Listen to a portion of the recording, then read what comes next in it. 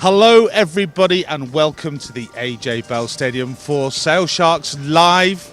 A little bit different, it's a Monday night, under the lights, not the Friday that we're used to. A big hello to France, a big hello to Southport, South Africa, Japan, Surbiton, Staffordshire. Everybody's tuning in with questions for Ollie Lathrop and Chris Malband. How you doing, lads? Are you okay? Good, Colin. Good, guys, listen, Cup Rugby. What are we looking forward to the most? Chris, to start with you.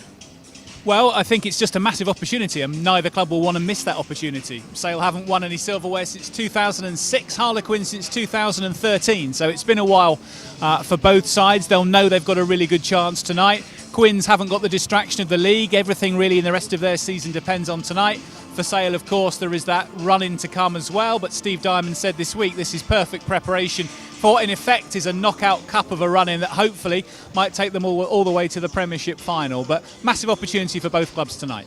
Ollie, the Premiership final, the Premiership Cup final, is this going to be statement time for the rest of the league, depending on what happens here tonight, or is it going to be something else? Is it about this cup or is it about making a statement? What do you think? I think it's a bit of both, Colin. You know, if you can go and get a win tonight, a big win, then it does put that statement down for the rest of the league season. But first and foremost, it's about winning this cup competition. At the start of the season, Steve Diamond put together 4 pretty strong sides in that little pre-season period we saw. Did that in the semi-final. It was going to be a strong team in the final back in March, over 6 months ago, and he's done it again tonight. So whilst there may be some may look ahead, I think it's focus on tonight and get some silverware in the bag. I think you're right. I think it would be good. I remember standing with that cup. Yeah, I mean, it seems like it is a long time ago. You kind of hold on to these things, don't you? Oh yeah, I remember when we were the first team to finish top of the league and win the cup. Yeah. First team to do that, and it'd be great. I mean, I don't know who else has won both these cups. Do we know? Exeter. In its previous format, yeah. I mean, the Cup's had various different formats, the LV Cup and the Anglo-Welsh. But what has been consistent, Colin, is teams that have won this have often gone on and done great things. We've seen that with Exeter, we've seen that with Northampton in the past. So I think it's one of the things Steve Diamond has spoke about this week is that ever since the takeover of the club by Jed Mason and Simon Orange, this has been a marker. You know, it's not the big one that the Gallagher Premiership is, but it's the next one back. And so if they could win this tonight, it's a piece of silverware that sets them on that journey towards the Gallagher Premiership title, which may come around this year, it may be next year or a year after, but it's a statement that the club means business at the top end of the table. Now, what would normally happen around this time, we'd be running around talking to fans, we'd be getting into the spirit, the atmosphere of the game. Obviously, we'd have started about half an hour ago talking to you about how you feel about this game, so we want to know. So get yourself onto Facebook and Twitter and all the other social media channels. Start getting your questions into us as quick as you can, and we will start asking a few people. We're going to take to Aaron a little bit later on as well. We'll talk about the matchups a little bit later on as well. Ollie, any predictions, or do commentators not do predictions? What's your thoughts? Well, I think it's going to be pretty even, Colin. Certainly early on, I think Sale have probably got the stronger bench. There's a chance they could pull away at the end. But it's a cup final, anything can happen. I think, Sale are probably favourites, but don't write Harlequins off. They've got some quality players. You got some good information for us. It's been a year. I'm just going to get this wrong. I haven't read my notes properly. It's been a year ago. Exactly a year to the day since this competition started here against Northampton, and Ollie and I were chatting about it in the week. Who would have thought then it was going to be a full year before we'd reach the final and that we'd play it on a Monday night in front of no fans. But that's the way this season's gone. The main thing is we are playing it. Exactly, and we're not just sat here watching it. We know that people are in California watching it. We're a global team now. It's great. So let's show us what your pre-warm up is. We want to see what that is, don't we? So get those pictures in as well, and we'll take a look at those as well if we can. We spoke to Jono last week, didn't we? He was obviously very disappointed after the game, as I think we all were. But I think this is a great opportunity to turn it around, don't you think, Ollie? Oh, absolutely. It's a cup final. That's what the focus is on. Last week was disappointed against Bath. Things didn't quite go to plan. Bath dominated in the forwards, but tonight's a perfect opportunity to put things right. What do you think about mindset, Chris, as well? I mean, with Skipper's, he was quite honest and open with us at the end of the game last week, and he was just like, I just wasn't good enough. What do you think the mindset of a skipper is to kind of bring his team along on that?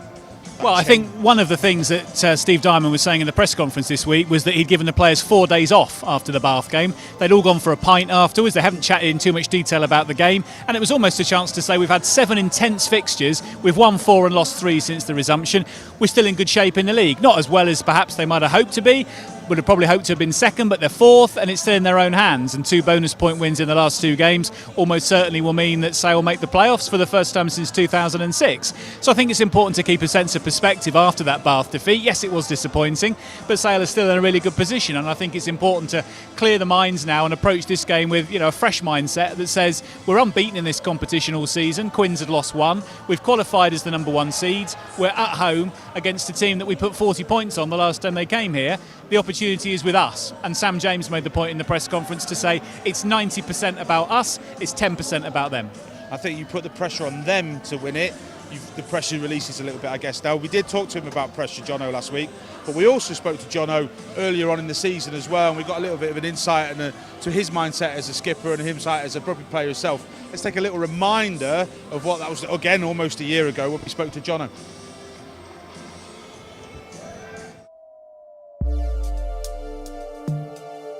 I think if you look at the players we've brought in, we've added a hell of a lot of depth to the squad.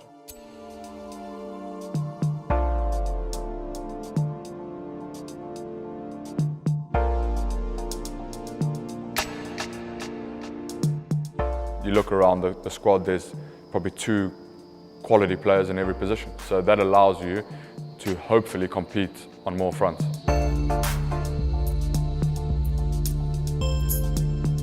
We're under no illusions of the challenges ahead of us.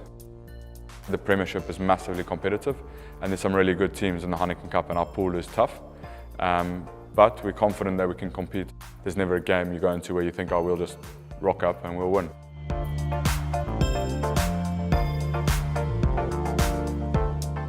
You can never get ahead of yourself. You've got to take each game as it comes. And for me, the key thing is, as a team, as individuals, we're constantly striving to be better than what we were yesterday. And if we do that, we'll be in a better place tomorrow than what we are today. You want to go to a club that's really ambitious. I think this is probably one of the more ambitious clubs around.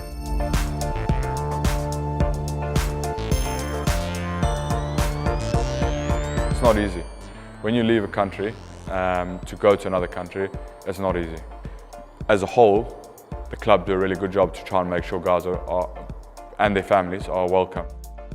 Dime, Scott, Johnny Leota, these guys go out of their way to make sure guys are sorted out in terms of when they arrive. They really do go out of their way to make people feel welcome. And I think, again, as I said before, the players, it's a really good bunch of people. So the players help each other and take guys out for coffee, go out for lunch, and try and make people feel as welcome as possible.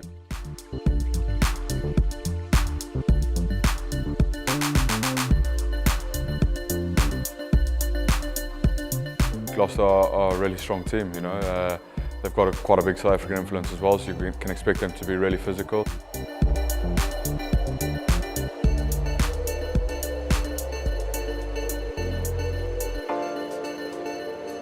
They got some fantastic ball players, Cipriani and the likes, so they're a well-rounded team. They did really well last year, they finished 3rd.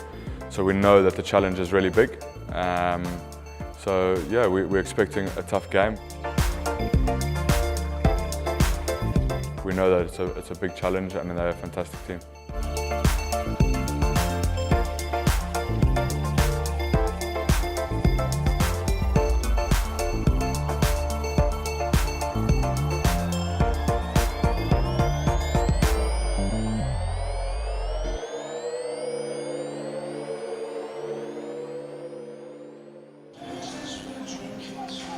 Welcome back. So just a quick few shout-outs, actually. Arika in San Diego, California. How you doing? Thanks for tuning in.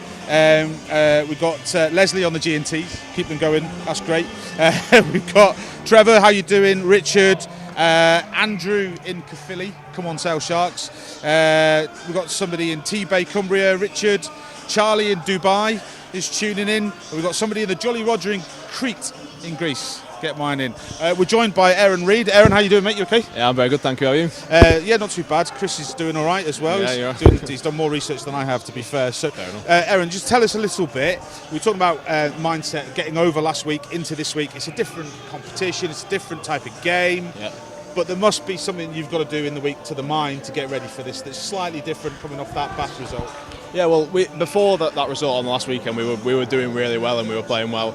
There was a little bit of a blip last weekend, wasn't it? But obviously, we're all professional players. We all can get over it. And in the week, the lads have been training hard. We've all trained hard, gym, whatever it is, out on the field, and the mindset's all there. Everyone's excited, and it's final, isn't it? So it's a little bit different. It definitely puts a different perspective, and I think when you back yourself, it's all about backing yourself, I guess, isn't it? And knowing that you've got that confidence in doing what you've got to do. And you were talking a little bit earlier, this 90%, 10%. So respond us to that. Yeah, I mean, Sam James was saying in the press conference this week, Aaron, it was 90% about what you guys did, 10% about what Harlequins did. If we look at the 10% for Harlequins, where do you see their main threats coming from? Well, we know that I played 20s with him. We know Marcus Smith's a good 10, good kicking game. He'll kick the corners, he'll kick over, he'll do like trick plays. Also, Danny Kerr, both the halfbacks, pretty good. They'll do trick plays, they'll try and get round us, they'll try little fancy things. So, just them two mainly. Mike Brown, obviously, at fullback. So yeah, they're the main people. We're the 10% on them, but it's basically in the week it's 90% on us. We all focus on what we're doing. We train hard, and if we do what we do right, we should win the game. The two games this season that we've seen the two sides play already, Aaron, were vastly different. Obviously, Sale winning very easily here back in January, 48-10, I think it was. Yep. But then a defeat at the Stoop a few weeks ago, the first match since the resumption. Yep. Steve Diamond was saying he felt you were lucky to get a bonus point that night. What did you notice different in the Harlequins' performance in that game in a few weeks back versus the one in January? Well, I think the first game back from lockdown with all the 5 months off, I think every game was a bit dodgy that weekend. So, I mean, you can't really say much about them games, but they were a little bit better. I mean, maybe them being at home, I don't know. They might have been a bit more about themselves, but obviously we had a bit of a shock when we went down there. I don't think we can say too much about them games because it was the first game back from lockdown and we've done pretty well since then. So, yeah. One of the areas that has been a concern for supporters has been the line out. Curtis Langton comes in tonight at number 2. What are your thoughts on how he should go about trying to put his marker down and get the line out organised early on in the game? Yeah, Curtis is a great player. I think he's just got to stay calm and focused, and he's a good line out thrower. The line out should go okay, and I think he'll be fine. He'll be absolutely fine, yeah. And Cobus Visa comes into the squad. I guess you're still getting to know him, but his first start for the club comes in a cup final. How difficult will that be for him? He's a big lad, isn't he? He's a good lad. He'll share it. Like, he'll really want this. He's excited to play. He wants this, so I'm not sure it's an issue at all. I think he's very there to go. So. And Cobus and Jean-Luc in the second row. It's almost like playing with 5 flankers tonight because you've got 2 back rowers really packing down at 4 and 5. Yeah, well, yeah. If you think about it, how many lads out there, we've got all of them are big lads and they're ready to go. And I mean, having 5 flankers on the field, I'm pretty sure that's a good thing. So can't complain. And from your own point of view, Aaron, how disappointing is it not to get one of the 23 jerseys tonight? Yeah, it is disappointing, and I wish I was out there with the lads tonight, but it's one of them. It is. That's how it works, and I'll try again. Obviously, I'll keep trying to get in the team, and that's just the way it works sometimes. So you've had many opportunities this. I was going to say, Aaron. I mean, you've had the chance this season to get into the side. What's it been like finally to get your opportunity and get some first team rugby at this level? Yeah, no, I've really enjoyed it because I've just recently come back from ACL operation and then lockdown happened, so I hadn't played for about a year or so. So I've just been enjoying my rugby, trying to stay enjoying it, because when you're injured you're not enjoying yourself and you're not playing. But I've really enjoyed playing over the past few weeks and hopefully get myself back in there at some point. So we talk a lot about as well that there's 15 on the pitch, but there's a bigger family, there's a bigger team of supporters. It must be good to know that your support, the pushing for those positions, putting challenges on those people in those positions, is making them work harder as well. Yeah, exactly. But on the fact that we are a big support and there is a bit of that kind of noise missing tonight, what's it like not having the fans around and stuff? Well, for me, I get so focused in the game, I don't think I realise the fans even when they are here, unless they're giving me chat on the side. So they need to shout loud then. If you're not noticing them, they need to be more vocal, don't unless they? they're giving me some chat on the side. I'm not sure I really know, but honestly, it doesn't really affect the lads. I think it's rugby, isn't it? And obviously we'd all love the fans to be here so we can get a roar on. But we've got to sort of create our own atmosphere. Yeah. The boys will be shouting, everyone will be shouting, trying to make as much noise as we can for the lads, but that's as much as we can do, isn't it? Does that kind of bring it back to that rawness, that grassroots rawness of going back in the day, the under 15s, under 16s kind of days, does it feel like that a little bit? It does feel a bit like that a little bit, actually. It's sort of like a young academy game or something where there's not many people on the side and you just it's like the basics of rugby again, isn't it? Well, listen, we're just going to go to Josh now, I believe, who's going to give us the team. So we're going to listen to Josh. From the backs, number 15, Simon Hammersley. Number 14, Denny Solomona. Number 13, Sam James. Number 12, Rohan Janse van Rensburg. Number 11, Marlon Yard. Number 10, Rob Dupria. And number 9, Will Cliff. And the forwards, number 1, Coney Oosthuizen. Number 2, Curtis Langdon. Number 3, Jake Cooper-Woolley. Number 4, Cobus Weiss. Number 5, Jean-Luc Dupria. Number 6, the captain, John O'Ross. Number 7, Ben Curry. And number 8, Dan Dupria. And the substitutes for Sale Sharks this evening, number 16, Akka van der Merwe. Number 17, Valerie Moritsov. Number 18, Will Griff John. Number 19, James Phillips. Number 20, Tom Curry. Number 21, Faf de Klerk. Number 22, AJ McGinty. And number 23, Manu Tuilangi. And they'll be facing Harlequins. And the backs, number 15, Mike Brown. Number 14, Nathan Earl. Number 13, Joe Marchant.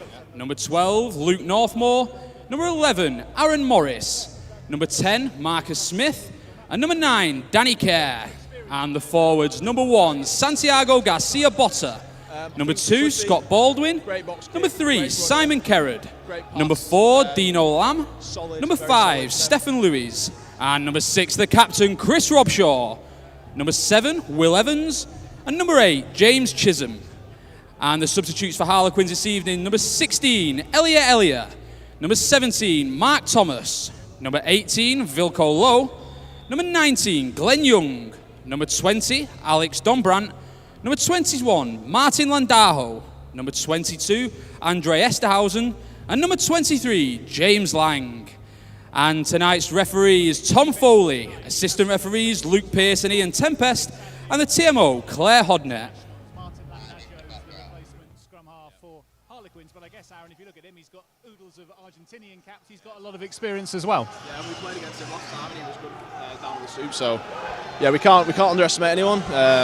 Everyone's a good player at this level, so it's just... And Chris Robshaw against Ben Curry in the back row is another one that probably stands out. Chris Robshaw in one of his last games for Harlequins, former England captain, 15 years at Quins, and then Ben Curry, very much one of the up-and-coming players. That'll be a good battle at the Jackal, won't it? It should be a very good battle at the Jackal, yeah. But, I mean, I back Ben Curry. He's a bit of a nutter, so he puts his head where he wants, and it usually works, so I back him. Coming up to that, fronting up and that, and making sure you make your big hits as well is important. Those tackles are important.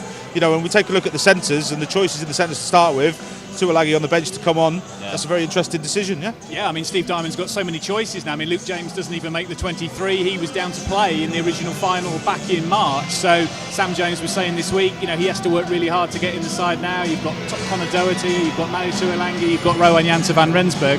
Janse van Rensburg against Joe Marchant could be quite tasty tonight, Aaron. Yeah, that should be a good matchup, actually. Both good players. Rohan's a little bit bigger on that, but he's a little bit bigger than most centres, isn't he? Most people. But Marchant's good. He's just come back from Super Rugby, hasn't he? So he'll be trying to play a full flowing game, get the ball out to him. He'll try and run round, but our defence is pretty solid, and I think Rohan will do very well. So, now we're talking about the big hitters, and we were talking about the tackle. And in this modern world of technology, we're going to take a look at a little bit of work we did at the start of the season, where we employed that modern technology, and we used Joe to do some virtual tackling on the Sale Sharks staff. Let's have a look how that went.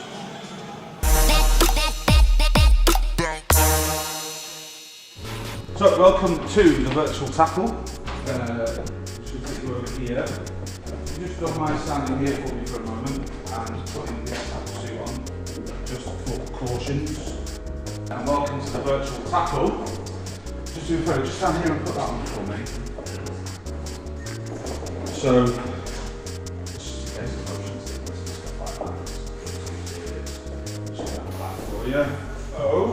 you've played a bit of rugby before, yeah? You're a bit handy, I believe. I won't go that far. Who did you play for? Sandbach. Oh, Sandbach, right, brilliant. So just in case you fall over, we've just got the safety precautions. So you've never played rugby before, no? So just face that way for me, put these on. Just the first thing we're going to do, just do that round. Right, let me sit you up. Okay, so turn this way. You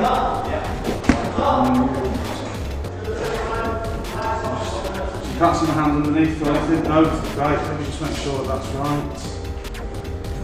Get that set up. Good, and then this side, right, so Eric's just going to calibrate first, so if you just look down for me. Yeah. Is that okay, Eric?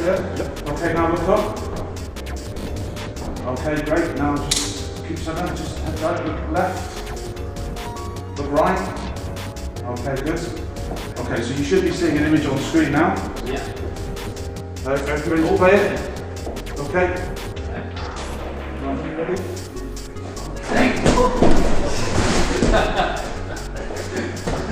Thanks for that. So Nick, can you just look up first? Keep looking up. Yeah, that was good. Yeah, look down. Yeah? Yeah. Okay, good. Look left. Okay, and look right. Okay, looking straight ahead. You should start seeing the video any moment now. What do you do? Just look at the video and you should start playing with it.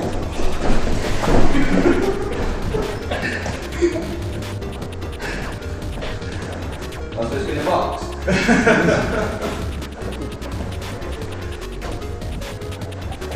Thanks, mate. Just reset. Okay, no worries.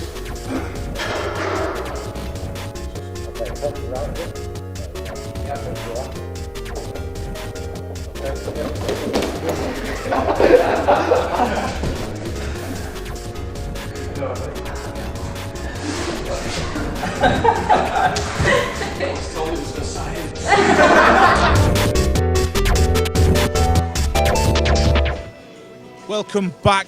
That was an amazing use of technology, responsible use of technology as well, and obviously with social distancing we must have known something way back at the start of the season. I think we'll try and do some more experiments with the virtual tackle in the coming months. Just a big shout out to Graham Bowers, how you doing, mate? Good to see you. Sarah Clark, Graham Douglas, Carol, Dave, Tigger Shark, how you doing over there in Warrington, lad? Great to hear from you all. A couple of questions came in early doors as well, Ollie. Obviously, everybody wants to talk about the line out these days. I wonder if you could give us your 2p's worth. Well, it's a different hooker today, Colin. Curtis Langdon starting. Rob Webber got injured last week. His season is unfortunately over, and Aka van der Merwe was on the bench. It was important Sale get that right. It hasn't really gone to plan since the restart. Aka van der Merwe, as good as he is around the park, has struggled to hit his targets in the line-out. So it's important that goes well tonight. But Curtis Langdon has been impressive in the line-out. He has got his ball done well, and hopefully tonight he can get that going. I mean, we were talking to Aaron a little bit before as well, off the back of the virtual tackle, about how we hit hard and how we hit against on that, and we drive those opposition players backwards. Front foot rugby is always the great type of rugby, and you know, having a pack doing all that hard work for you makes the backs fly, doesn't it? How important do you think that first front up hit's going to be tonight? Well, it's massive, and if that set piece goes well, you've got the likes of Rohan Janssen van Rensburg in the midfield. You can then get over the gain line, then the likes of Sam James can open the game up, so everything starts up front. Harlequins will be strong. Jerry Flannery's been running their line out. They've been good at the maul, defending line out, so it's not going to be easy, but if you can get that ball right up front, then the cell can then open up to their backs. And that's the point. That back line looks impressive, doesn't it? And I think, Dimes was talking about making that decision to choose Hammersley over Sam. So the strength in that back line is pretty impressive, and it sits on the bench as well. Where do you think we're going to see the best of the action in the backs today? Well, the bench, I think you just said there, Faf de Klerk, Manu Tuolangi, that's 2 World Cup finalists on the bench alongside Tom Curry in the forwards. So I do wonder whether that's a tactic from Steve Diamond to have those lads coming off the bench, because with 20 minutes to go, you bring Faf and Manu on, and well, it's not much more you can say than that, is there? What about that tactical 60-minute substitution when you substitute your front rows or whatever you do at 60 minutes? Would it be substitute your back line?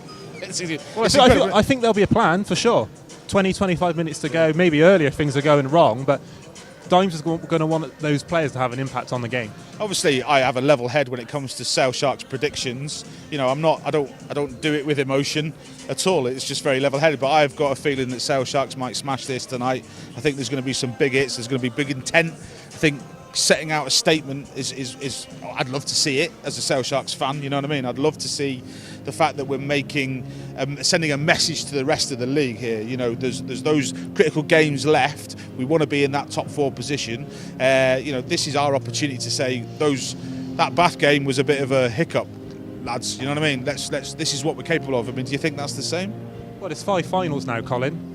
What's gone before doesn't matter. Yeah. You know, it hasn't been ideal since the restart, but 5 finals, you win 5 games of rugby, you win 2 trophies. Now, that's going to be a tricky challenge, but it starts here tonight. Right, listen, we're going to go up to Chris, who I think is ready to hear. Chris, we're going to hand it over to you, and Ollie and I are going to get a cup of tea. Well, I'm going to get a cup of tea. He's going to come up and join you shortly. Enjoy your teas, fellas. Good evening, everybody. Well, good things come to those who wait. It's just over 6 months since this match was slated in the calendar, and how the world has felt different between Sunday, March the 15th and tonight. In fact, it's exactly a year to this very day that Sale Sharks got their Premiership Rugby Cup campaign underway with a 39-18 win against Northampton. You'd have got long odds then that the final of this competition would be a full year away, and that when it did come, we'd be playing it on a Monday night in front of an empty stadium. But opportunity knocks tonight for 2 teams whose wait for silverware has been far longer.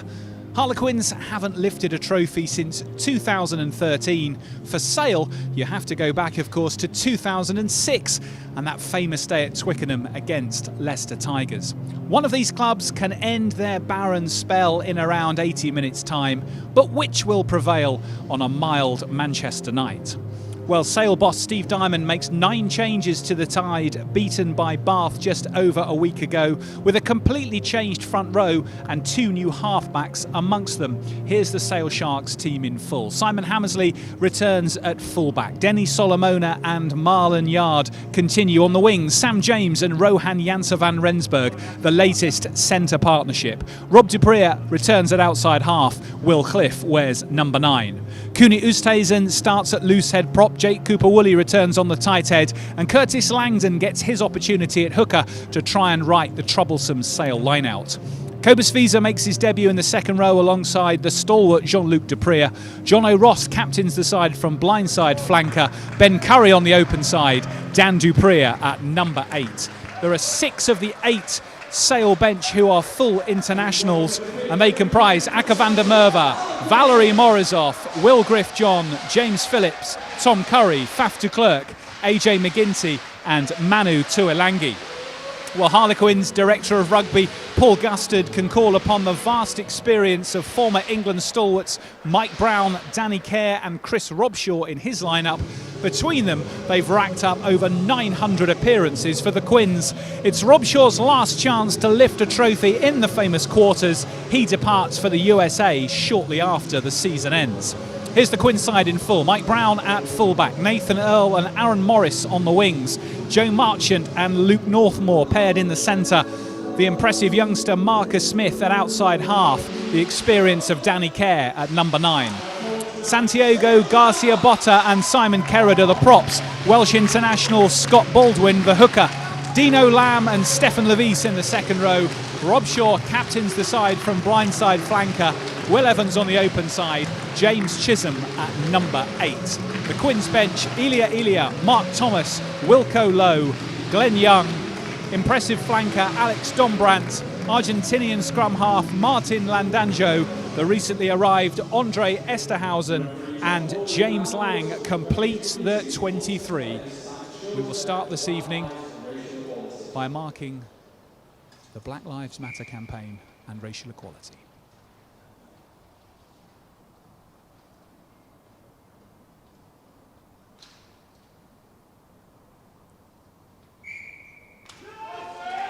The players are set. It's a perfect night in Manchester for running rugby. The pitch looking immaculate, hardly a breath of wind here at the AJ Bell. And to pick up commentary for the first 20 minutes, it's a very good evening to my colleague, Ollie Lathrop. Good evening, Chris, and what a fabulous evening it is. It's a lovely night here in Manchester, a mild one, as you said earlier, and we're all set for what should be an absolutely thrilling Premiership Rugby Cup final. Harlequins to kick off from right to left.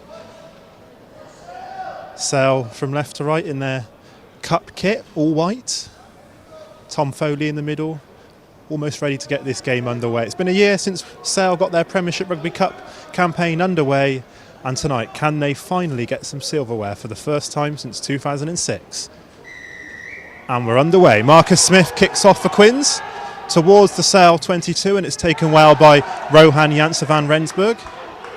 The Quins chase was a good one, but Janse van Rensburg keeps the ball, and it's a Sale ruck just inside their own 22. Dan Dupree for now, carrying it up. He's gone a little bit backwards there, and it looks as if Will Cliff will set up for the box kick. Just inside his own 22. His slow ball for Cliff.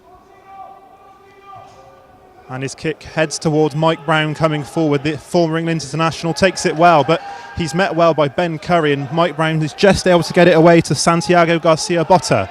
Quins with the ball, and there's a penalty on the Sale 10-metre line. It's for not rolling away. I believe that's Ben Curry, and a first chance of the day for Marcus Smith, Chris. Well, good decision choice for Smith to have this early in the game. Will he go for goal from the 10-metre or up to the kick to the corner? It's probably within his range, but I think Smith is going to look to kick to the corner and try and set up an attacking line out. Well, it looked like he was going to, but a change of mind, he's going to go for the sticks, which I think as early as the opening minute makes complete sense. Solid kickoff, retrieve from Sale, Janse van Rensburg with a decent catch and decent box kick from Will Cliff. But as you say, Ben Curry transgressing at the breakdown. Disappointment that for Steve Diamond's men, and with Smith's range, this is certainly kickable, although a long way out and wide on the left-hand side. Well, it's certainly kickable, but it is a tough one, and this would really settle down Quins' nerves. They started well there. Ben Curry, as Chris said, infringing at the breakdown, and can Smith add to his already impressive points tally this season? He's got the most in the Gallagher Premiership. Obviously, this is a cup game, and his kick is a good one, and it hits the post. Almost there from Marcus Smith. It looked as if it could be going over just inside the left-hand post, but it swerved round to the left and bounced off that left-hand upright, and it remains 0-0. Well, still a decent position this for Harlequins, because Sale obviously will have to drop this out from the 22, and Rob Dupree will have to decide if he bangs it long or looks to try and float it up for his forwards to chase. And it's kicked long just inside the Quins half, taken by Smith with the up and under towards Simon Hammersley, back in the side tonight, and he takes the ball well. Sale with the ball just outside their own 22, it's Cliff. John O'Ross carries in towards Chris Robshaw, who makes the tackle. It's Sale who retains possession, but again it's slow ball. Cliff again here looking for the box kick, something he does so well. And that's not the best one there. It's not really gone anywhere. And Denny Solomona tries to compete for it, and it comes back on the Sale side into Cliff's hands, and he goes for another kick, and this could be a better one, but it's not. It's gone straight out on the full, but will come back for a Quins knock-on and a Sale scrum. Yeah, Aaron Morris just knocking that one on as Will Cliff's box kick went up. Cliff's got slightly under these first two box kicks, Ollie. We know it's a part of his game, but he has not quite got the distance that he probably want from the first couple. But Sale with the chance now to impose themselves. First scrummage of the night, as ever, a key platform. Sale on paper look to have the stronger 8. Let's see how this first scrum goes. Sale scrummage last week, not quite going to plan against Bath. The set piece was a real struggle for the Sharks. The line out was also dominated by the West Country outfit, so tonight I'm sure Steve Diamond would have prepped hard to get the upper hand in this facet of the game as we pack down for the first scrum on Sale's 10-metre line. On the 5 metres in from this touch line towards us here in the AJ Bell stand. It's a relatively solid Sale scrum, and Cliff gives it to Denny Solomona. He does well to get over the gain line. Sale approaching the halfway line. Cliff to the short side. It's Visa, his first carry of the game. The Sale non-playing players there complaining about a high tackle, and referee Tom Foley gives it. It did look a bit high, didn't it, Chris? Yeah, it did. Two big men going in there together, Stefan Levis and Cobus Visa. They'll know each other from Super Rugby. Levis, a former Sharks man, will know the Dupree brothers and Aka van der Merwe as well, but there'll be no friendships out there on the field of play for these 80 minutes, as we saw from that high hit. But moves Sale forward from that kick to a decent attacking line-out position. And the first line out of the day is a quick one. Curtis Langdon throws it to the front to Oosthuizen, and in Sale away. Janse van Rensburg in midfield. He goes towards the 22. Sale well placed here. Will Cliff. That's Langdon. He's held up well in the tackle, but Sale retained possession. This is a good start from the Sharks. Here's Dupree to Oosthuizen. Sale push back a little bit there, but they're just outside the Quins 22. It's a loose pass from Cliff, but Ben Curry retains the ball. He gives it to Langdon, and Sale have gone back towards Quins' 10-metre line here. And Dan Dupree is forced to mop up. Cliff. Janssen van Rensburg. It's a penalty advantage to Sale. Tom Foley penalising Harlequins for offside. And the Sharks have a chance here, and they look to go left, and Dan Dupree fends off the first man. Sale up on the Quins 10-metre line. They've gone backwards, but they do have the penalty advantage, and Cliff opts for the kick. Kerr takes it and will clear away, but will come back for that penalty advantage. The Harlequins back line all offside. Decent few phases there from the Sale Sharks. Really important for Curtis Langdon that he hit his man, Ollie, in that first line. As you said, quickly taken to Kuni Oosthuizen at the front, but it got Sale moving and some decent hands as they went through the phases. And now a kickable penalty from the 10-metre line, potentially here for Rob Dupree to think about, but looks like Sam James instead is going to kick to the corner. Well, we saw there Sale try and something slightly different at the line out. It hasn't quite gone to plan since the restart. Curtis Langdon going quickly. Oosthuizen taking it at the front, and I wonder if we'll see more imagination in that area as the evening goes on. But Sale's first real opportunity here in the Harlequins 22. Can they get that line out and that driving maul going? Harlequins don't compete, and it's Visa who takes it at the front. Sale form a maul. It's a little initial push, but Harlequins have repelled it well. But Sale is still going, and they're driving up towards the Harlequins 5-metre line. They're still going forward. The backs are in there, and it's come to the floor. Sale with the ball, about 4 metres out from the Harlequins line. The first chance here for the Sharks. Here's Jean-Luc Dupree. He gives the offload to Visa. Can he go towards the line? He's just short, and it's Jake Cooper-Woolley, but he's pushed back. And it's lost forward there by Dan Dupree. A real chance there for Sale to get their first try, but Tom Foley will come back from the penalty. Harlequins penalised for pulling the maul down, and we saw there, Chris, the value of getting your line out right. Yep, line out super solid again for the second time, and as you say, Quins pulling down the maul, Sam James stepping forward and just knocking that into touch. Confidence in the Sale line out to give Curtis Langdon the chance to make it 3 from 3 with his throws from this 5-metre line out. And here comes that line out from Langdon. He uses Visa again. A good start for the South African. Can Sale get over for their first try of the game? They're driving towards the line. Rob Dupree and Danny Solomona join the maul, and Quins are struggling to hold the Sharks up here. Sale continue to go forward. It's Langdon with the ball at the back. It's another penalty advantage. Langdon goes from the base of the maul and he drives towards the line. Rob Shaw holds him up well. Sale keep possession. It's John O'Ross at the back of the ruck. 2 metres away from the Harlequins line. Here's Visa. He started really well. Sale continuing with the ball. They're so close to the Harlequins line. It's kept in the forwards for now. Will we see Rob Dupree and Sam James used? But Will Cliff happy to marshal the forwards around for now. It's still a penalty advantage to Sale. It's Langdon this time as we get closer to the sticks in the centre of the field. Sale Sharks so close here. They've started really, really well. Harlequins doing well to repel Sale so far as Jake Cooper-Woolley goes this time, but he's short. It's Visa at the base of this ruck. Quins look to have jumped a little bit offside there, but will come back for the penalty from the ruck. It's a bit of afters there as well. It looks like Dan Dupree involved. But that was good phases there from Sale, Chris. The line out went well and they were just short of the line. A lot of pressure on the Quins line, Ollie, as you say. Surely yellow cards can't be too far away from Tom Foley's thoughts, and possibly even a penalty try if Quins continue to infringe on their own line.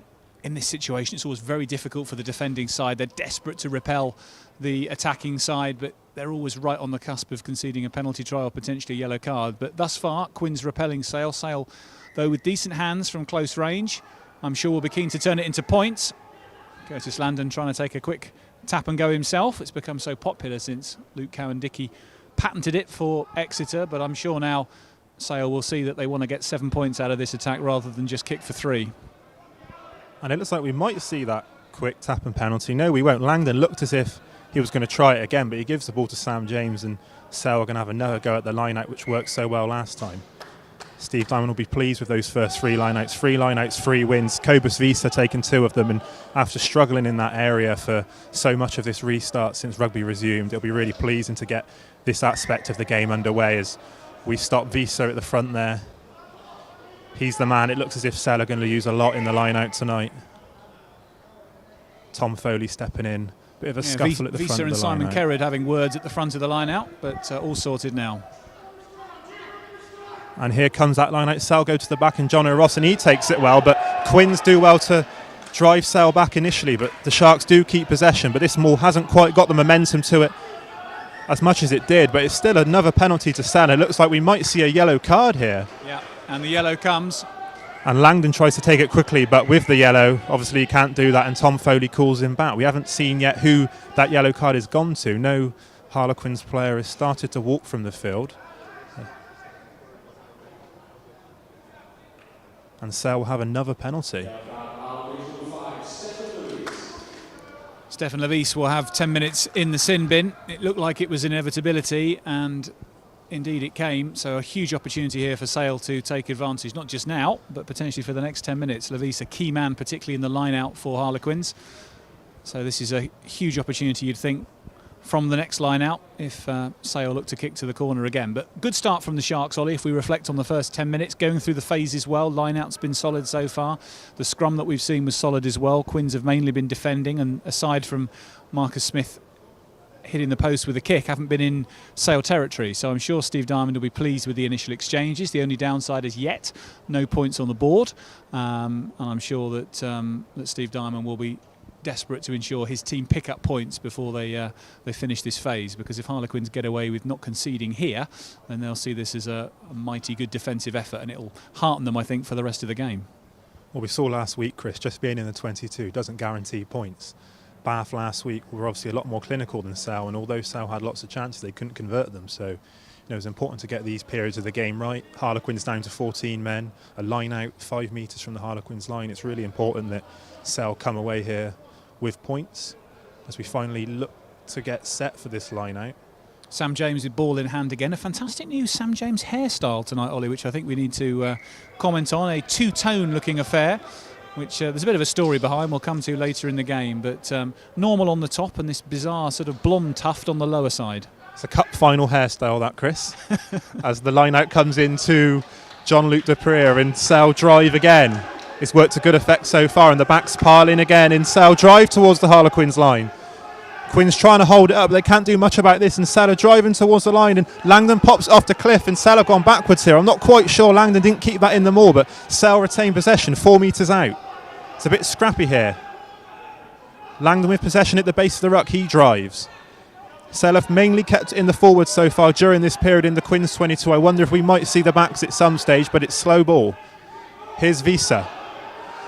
Quins looking for the turnover, and there's a man over the ball, but he's penalised. That's Will Evans, penalised for not rolling away, and Sale have another penalty. And I do wonder here, Chris, some referees in this situation might look at another yellow card.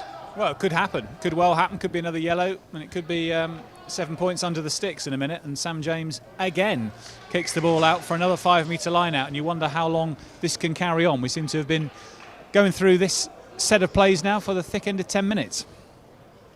So another opportunity here from Sale. Can they finally get over the line from a driving maul? They go to Depree again. Langdon at the base of the maul. The backs pile in again. Can Harlequins repel another Sale maul? And the Sharks are driving towards the line. I doubt we'll see Langdon pull off this time. And he's going towards the line, and it's a try for Sale. Curtis Langdon, after so much pressure, the Sharks are over, and their maul pressure finally tells. 5-0 Sharks. Really good work from Curtis Langdon, taking his opportunity in the side tonight. The man from Weston-super-Mare, keeping his nerve there and holding on at the key moment. And it looked a question of when, not if, Sale Sharks would score there. The Quins' defence eventually breached, and Sale off and running, 5 points to the good. Well, Steve Diamond will be delighted with that, Chris. The line-out didn't go at all to plan last week, but they've played to a plan there. They've kept the pressure on. They've gone from consistent line-outs. Harlequins have been penalised, and Langdon's gone over in the corner, and that'll give the Sharks a lot of confidence as we go forward in this game. 12 minutes gone, 5-0 to Sharks. Rob Depree will have the kick from this right-hand touchline. A tricky one. His kicking off the tee hasn't been brilliant so far this season. It's one of the reasons why AJ McGinty's replaced him in the side, although Depree comes back in tonight, and they look to get off to a good start from the kicking tee. Well, he's kicked 44 conversions through the season so far, Rob Depree, but they come ever more important, Ollie, from here on. This match tonight Northampton and Worcester remain, of course, in the Premiership, then potentially a semi-final and a final. So I'm sure the two number 10s will be in healthy competition with one another for the run-in from here, but really important for the team tonight that Rob du Preez brings his kicking boots. Du Preez on this right-hand side, 5 metres in from the touchline towards us here in the AJ Bell stand. Takes his time and looks towards the post. 13 minutes gone in this first half. Sale Sharks 5, Harlequins 0. Danny Kerr looks to rush off the line there, but he's called back, and Du Preez steps up for his first kick of the night. He tries to pull it round, and he's done that well. An excellent kick from Du Preez, and I'm sure that will give him lots of confidence as the night goes on. 13 minutes gone, Sale Sharks 7, Harlequins 5. Really good connection that from Rob du Preez. Sometimes, Ollie, when a kicker really connects, you can just hear that thump of leather on leather as he connects with the ball. And that made a great noise as it reverberated around this empty stadium and went through right between the sticks. So really good start from the Sale Sharks, just what they would have wanted, and most importantly, having had that territory, they've turned it into points. Marcus Smith to kick off here for Harlequins. His kick towards the Sale 22, and it's Ben Curry under it, but Quins do well to pat the ball back, but it's fallen into Sale hands, and away come the Sharks. Is Ben Curry chasing towards the ball as it goes towards the line. There's Harlequins men back, and Mike Brown tries to take the ball, but he knocks the ball on, and Sale have it, and Cliff was the man, but he knocks it on, and Quins are able to get the ball back, and Kerr clears away. But that's exactly the kind of intensity Sale are going to want to play with all night, Chris. Yeah, terrific work from Rohan Janse van Rensburg, well supported by Cliff and Curry, but in the end they just couldn't quite find ball in hand. But it was a great break. It kind of came out of nowhere as the ball bounced loose, but Janse van Rensburg up in support. Will there be a line out to Sale just outside the Quins 22? Langdon to throw in again. They go to John O'Ross, and that's another successful line out for Sale. It's off the top this time. Cliff to Van Rensburg.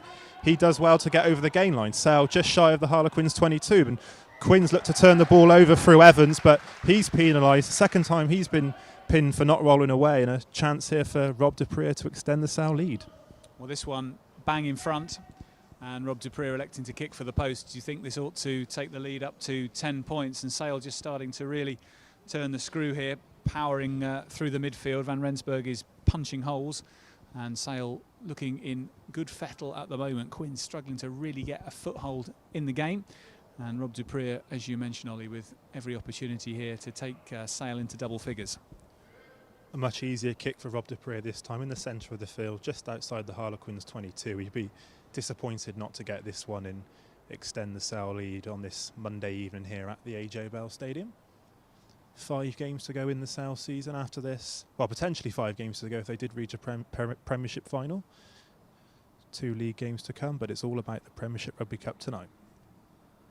Du Preez taking his time again here. Should be a relatively simple kick. Of course, Harlequins down to 14 men to the early pressure from the Sharks.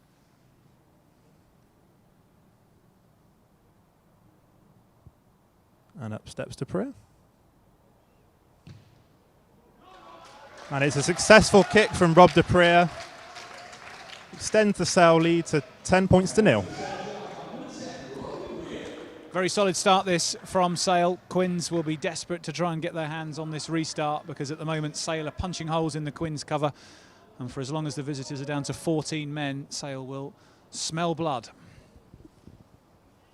Smith to kick off again. It's towards Cobus Visa, and it goes over his head, and Rohan Janse van Rensburg knocks the ball on, and finally Harlequins have some territory. It's been 16 minutes and they haven't done anything, and they take the penalty quickly. It looks like Sale were penalised for picking the ball up in front of the man, and it's finally Quins' ball. They're in the Sale 22.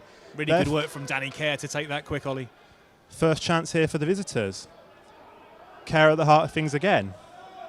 Penalty advantage to Quins. It looks like Sale weren't 10 from the line out, and they come to the short side. Is Brown. He beats Janse van Rensburg, and his kick isn't successful. It goes straight into the hands of Will Cliff, but Quins will finally have an opportunity to get some points on the board, and being down to 14 men, I'd be surprised they did anything here but go for the post.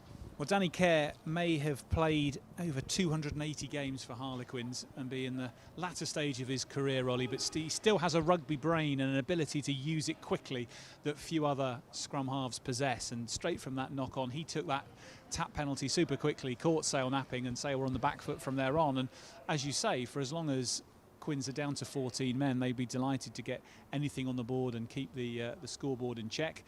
And I think a sensible decision here that Marcus Smith will come forward and slot over a very straightforward penalty rather than Quins gambling to chase more points. But first time really that we've seen a Sale error tonight with that knock on from Van Rensburg from the kick-off. Seems to happen so often, Chris, doesn't it? A team scores points and then immediately the other side goes out the other end, a mistake, and it leads to the opposition getting points straight back, and that was the case there with Marcus Smith able to get Harlequins on the board. Yeah, it's often said in football, isn't it, that you're most vulnerable just after you've scored, that danger of the mental switch off. On that occasion, I think it was just one of those moments where a hanging high restart is spilt by a player under pressure. But important for Sale just to consolidate after having conceded that penalty and get themselves back into gear again. And it's a good kick-off from Dupree, and Harlequins are forced back inside their own 22 from the kick-off, and it's Kerr at the base of the ruck. 2 minutes left on that sin bin, so I'm sure we'll try and see Quins try and consolidate here. It looks as if Kerr will go for the box kick towards the touchliner. A decent exit there from Kerr. He's had a good last couple of minutes, and it will be a Sale line out inside the Quins half. Curtis Langdon has been rock solid with his throwing so far, 3 from 3, and he hasn't got Stefan Levis to worry about from a Quins perspective here.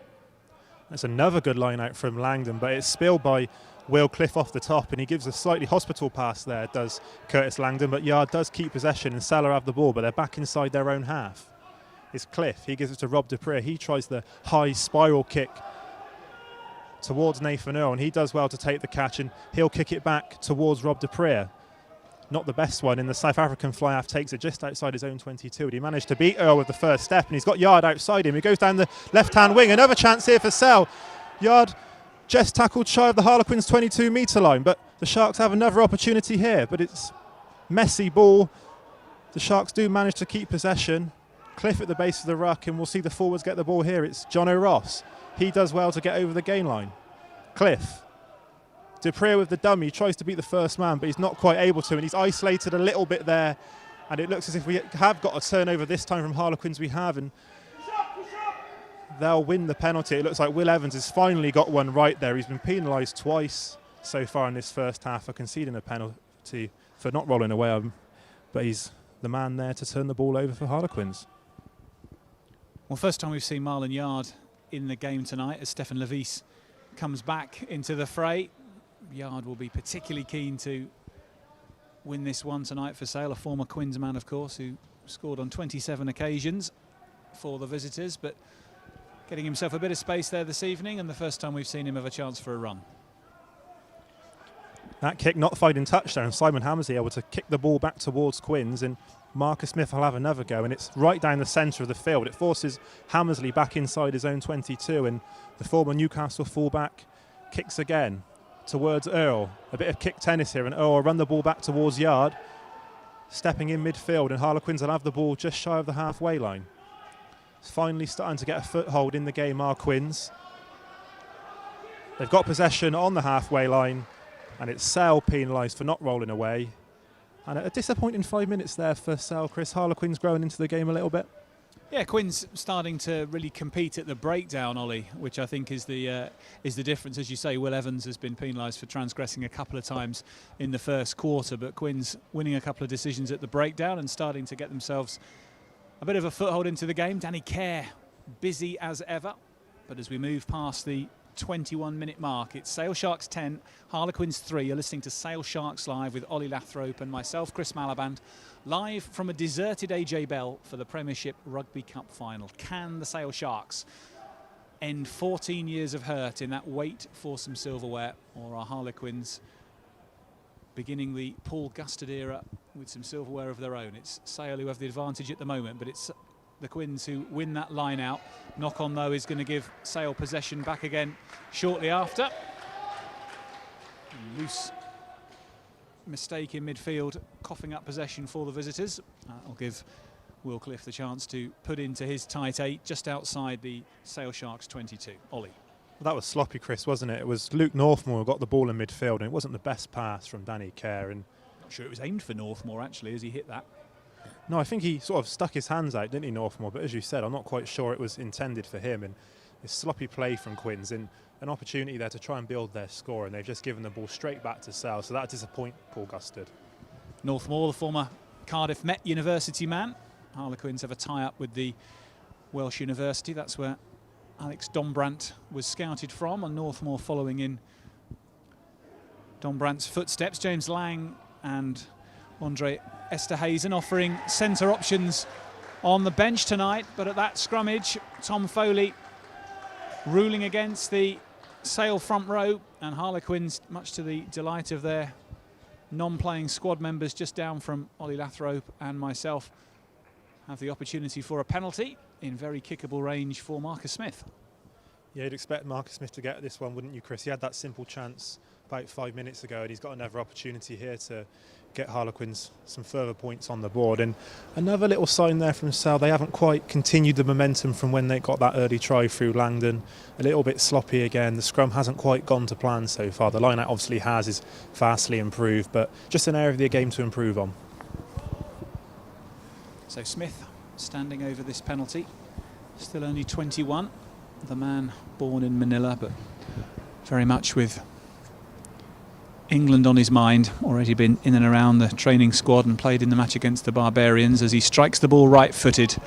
And the flags go up from touch judges Luke Pearce and Ian Tempest, and that reduces the deficit to 4 points, and Harlequins, having trailed by 10 points to 0, are back in things at 10 points to 6. Absolutely, Chris. They'll be really pleased with that. They've struggled early on to get any kind of momentum and impetus into their game, but they fought back well with those 2 penalties, and they're only 4 points behind Sale now, and they'll be really confident if they can continue winning penalties like that at the scrum, that they can get a bit of dominance there and try and claw their way back into the game. For now, it's only been those 2 penalties. It hasn't been a try yet, but Paul Gustard will be at least pleased they've managed to get something on the board as we take this first drinks break of the game. Well, Harlequins, of course, victorious over the Sale Sharks in the first game back since the resumption. We were catching up with Aaron Reid with his thoughts on that just before the game. And, of course, in that first round, so many players ring rusty and combinations that hadn't been tested for months. It was not a classic by any stretch, but Steve Diamond admitting in the press conference in midweek that his side were lucky to get a bonus point that night at the Stoop. Earlier this season, of course, at the AJ Bell way back in January, Sale crushed Harlequins 48-10. So both sides have had one over the other so far this season. But as this one shakes down tonight, I don't think anybody anticipated anything other than a very close tussle for this Premiership Rugby Cup, as Rob Dupree's restart lands in the hands of right winger Nathan Earl, and he's immediately engulfed by 3 white-shirted Sale tacklers, as Rob Shaw takes the ball short on the crash in one of his last appearances in the famous quarters. Almost 300 games for the club before the former England skipper heads off to the United States at the end of this truncated season. He'll be desperate to try and walk away with one last trophy as Kerr's box kick goes up into the night sky, and Simon Hammersley runs it back to the Harlequins' 10-metre line. The ball is popped short to John O'Ross, who can't make much progress, and Wilcliffe has to wait at the base of the ruck and find Rob Dupree. Janse van Rensburg runs onto that and is half through just over the halfway line, but the Quins' defensive line is solid, and Jake Cooper-Woolley has to pick up the scraps. Bang on halfway as the breakdown ensues, and Quins have got a turnover. Great work from Will Evans, and Danny Kerr's little bump and run kick sends Sale scurrying backwards. Denny Solomona covers it, but really good ground made from the visitors from that turnover, and from Kerr's clever kick, taking Harlequins up into Sale territory. It'll be a Sale throw halfway inside their own 22. Well, Quinn struggled early on, Chris, to get any impetus at the breakdown. They were penalised a few times, Will Evans in particular, but they did well there in midfield to turn the ball over. And Danny Kerr, as he always does, gets his head up, sees there's space in behind the Sale back line, and kicks the box kick it deep into the Sale half. And Denny Solomon are forced to come back there and shepherd the ball into touch. First test this will be in a moment then from a defensive line out for Curtis Langdon tonight. But so far, Ollie, 4 out of 4, he's been super solid. Well, absolutely, Chris. You know, all the struggles that Sale have gone through at line-out time, they've turned that around tonight, and Curtis Langdon's really impressed. And as we head into these final 2 regular season Premiership Rugby matches, he's putting a real claim in to make this hooking starting spot his own. A bit of movement on the Sale bench. Tom Curry is getting ready for action, and Tom Curry's going to come on for his brother Ben, it looks like. Ben Curry on his feet and rather gingerly putting pressure on his ankle, so it looks like it's one Curry for another here, and Ben Curry's evening, Ollie, looks like it might be done. Well, it's not a bad replacement, is it, Chris, to bring on Tom Curry for Ben Curry, a World Cup finalist. Obviously two brothers in. Although Steve Diamond will be disappointed to see Ben Curry come off, you know, you've got a quality replacement on the bench there to come on and make an impact. Here's Curtis Langdon with the throw, and he elects to go short to the front to John O'Ross. It's another training ground move for Sale, but Langdon once more makes it solid possession on his own throw. Will Cliff, though, has slow ball to work with from the base of the ruck as Ben Curry rather gingerly takes a seat just in front of us. Sad to see him injured tonight. All Sale fans, I'm sure, will be hopeful that that is not going to put him in danger of missing any of the remaining games. We'll wait and see the extent of the knock, but Tom Curry is on in his stead. Harlequins are in possession with Stefan Levis on the halfway line. A huge dump tackle from Kuni Oosthuizen throws Levis, his former teammate, back onto his haunches as Rob Shaw knocks on wide on the left-hand touchline, and the ball goes out of play for a Sale line out. It's got a little bit scrappy, Ollie. That was a huge double hit from Oosthuizen. I believe it's Dan Duprier is in there as well, Chris, and Louis had absolutely no chance, and that's the kind of defence we've seen from Sale all season. They've got one of the best defensive records in the Premiership, and we saw why. Their intensity and speed off the line, meet the man at the gain line and driving him back and forcing the turnover. It'll be a Sale scrum. A really big hit from Kuni Oosthuizen, former Sale Sharks man. Try saying that after a few sherbets. And Stefan Levis coming up against a few of his teammates tonight. It's been physical so far. We knew it would be. Paul Gustard said in his press conference in midweek, we have to match Sale physically if we're to have a chance. Sale, of course, having one of the biggest sides in the Premiership. Well, Quins are certainly given them a good old game so far. 10 points to 6 after 27 minutes as that scrum goes down. And on this occasion, it's the Sale Sharks who win the penalty. There's a bit of afters with Danny Kerr as Tom Curry gets involved, and Will Evans has a word as well. It's spicy. Well, you'd expect it to be spicy. It's the Premiership Rugby Cup final. I think they might have overturned the penalty here. It's Sale, it's Quins who've got the ball in hand. Danny Kerr smiling. I believe Tom Foley might have given this the other way, Chris. Yeah, you're right, Ollie. The original penalty was given to Sale, but there was some afters, and Tom Foley happy to swivel and give Quins the penalty, and a chance for Marcus Smith to kick down the touchline. It looked like Sale had the drive on and had the complete ascendancy in the scrum. The penalty indeed was given by Tom Foley, and then Dan Duprier with a bit of afters with Danny Kerr. Unfortunately, in the eyes of Tom Foley, did enough to reverse the Welshman's decision. So Tom Foley not prepared to take any afters from players after the point of whistle tonight. And Harlequins, the beneficiaries, will have a chance for their hooker Scott Baldwin to throw into this line out just inside the Sale 22. Well, that's the nous of Danny Kerr again then, Chris. He's obviously had a bit of a word with Dan Duprier and Tom Curry, and he's managed to wind them up a little bit, and he's turned it into a penalty for Quins, and instead of Sale having the opportunity to extend their lead, Quins are up inside the Sharks 22. Like you say, a bit of experience there from Danny Kerr, doing just enough to wind up Dan Duprier. Quins got what they wanted, and that was a penalty, which turned into a line out which Levis took from the evening sky, and Quins try and secure the possession from the maul, but Sale are stopping any forward motion from the visitors. We're on the Sale 22, and Quins are trying to spin the maul and offer another line of attack, but it's Northmore now in the centre who's held up without making any real progress. Kerr digs in again, finds Smith. Smith tries a little grubber kick through for Nathan Earl to chase. Nothing really coming there. Simon Hammersley read it, and Sale will pick up possession deep in their 22. Denny Solomona offers assistance, latching on at the breakdown, but this ought to be comfortable Sale possession, and the chance for Steve Diamond's men to just move through the phases and create an opportunity for Rob Duprier, you'd think, to put in the clearance kick. 10 points to 6 Sale lead. We've got just over 11 minutes left in the first half of the Premiership Rugby Cup final. But Sale play off 9. They go from the boot of Will Cliff. And he takes them up to halfway with an excellent box kick, and he clears the danger. We've seen that all season so far, haven't we, from Will Cliff, Chris? When Faf de Klerk's not been available through injury or international commitments, Cliff stepped up, and his box kicking game is one of the best in the Premiership. We saw that again there, deep inside his own 22, and he takes Sale up towards the halfway line, and Harlequins have got to go again. Yes, Will Cliff, 9 consecutive starts when Faf de Klerk had that injury before the COVID-19 cessation of the season. Back in March, he really was the first name on the team sheet for Steve Diamond for many weeks. He's started 3 of the 8 since we resumed, with de Klerk also available, but whenever he comes into the side, he always offers reliability. As another penalty is drawn by Harlequins on the halfway line. Tom Foley again penalising Sale at the breakdown, and Marcus Smith will have the opportunity to either launch to touch or have a crack at goal. He's going to go for the corner this time. I think Steve Diamond will be really disappointed with the last 20 minutes, 15 minutes. Settle scored that try through Curtis Langdon, but since then they've barely been in the Harlequins half. They conceded penalties at the breakdown, at the scrum, and haven't really been able to get anything going. If anything, it's like Quins who are going to be the side to score next, and they've got that opportunity now with this line-out.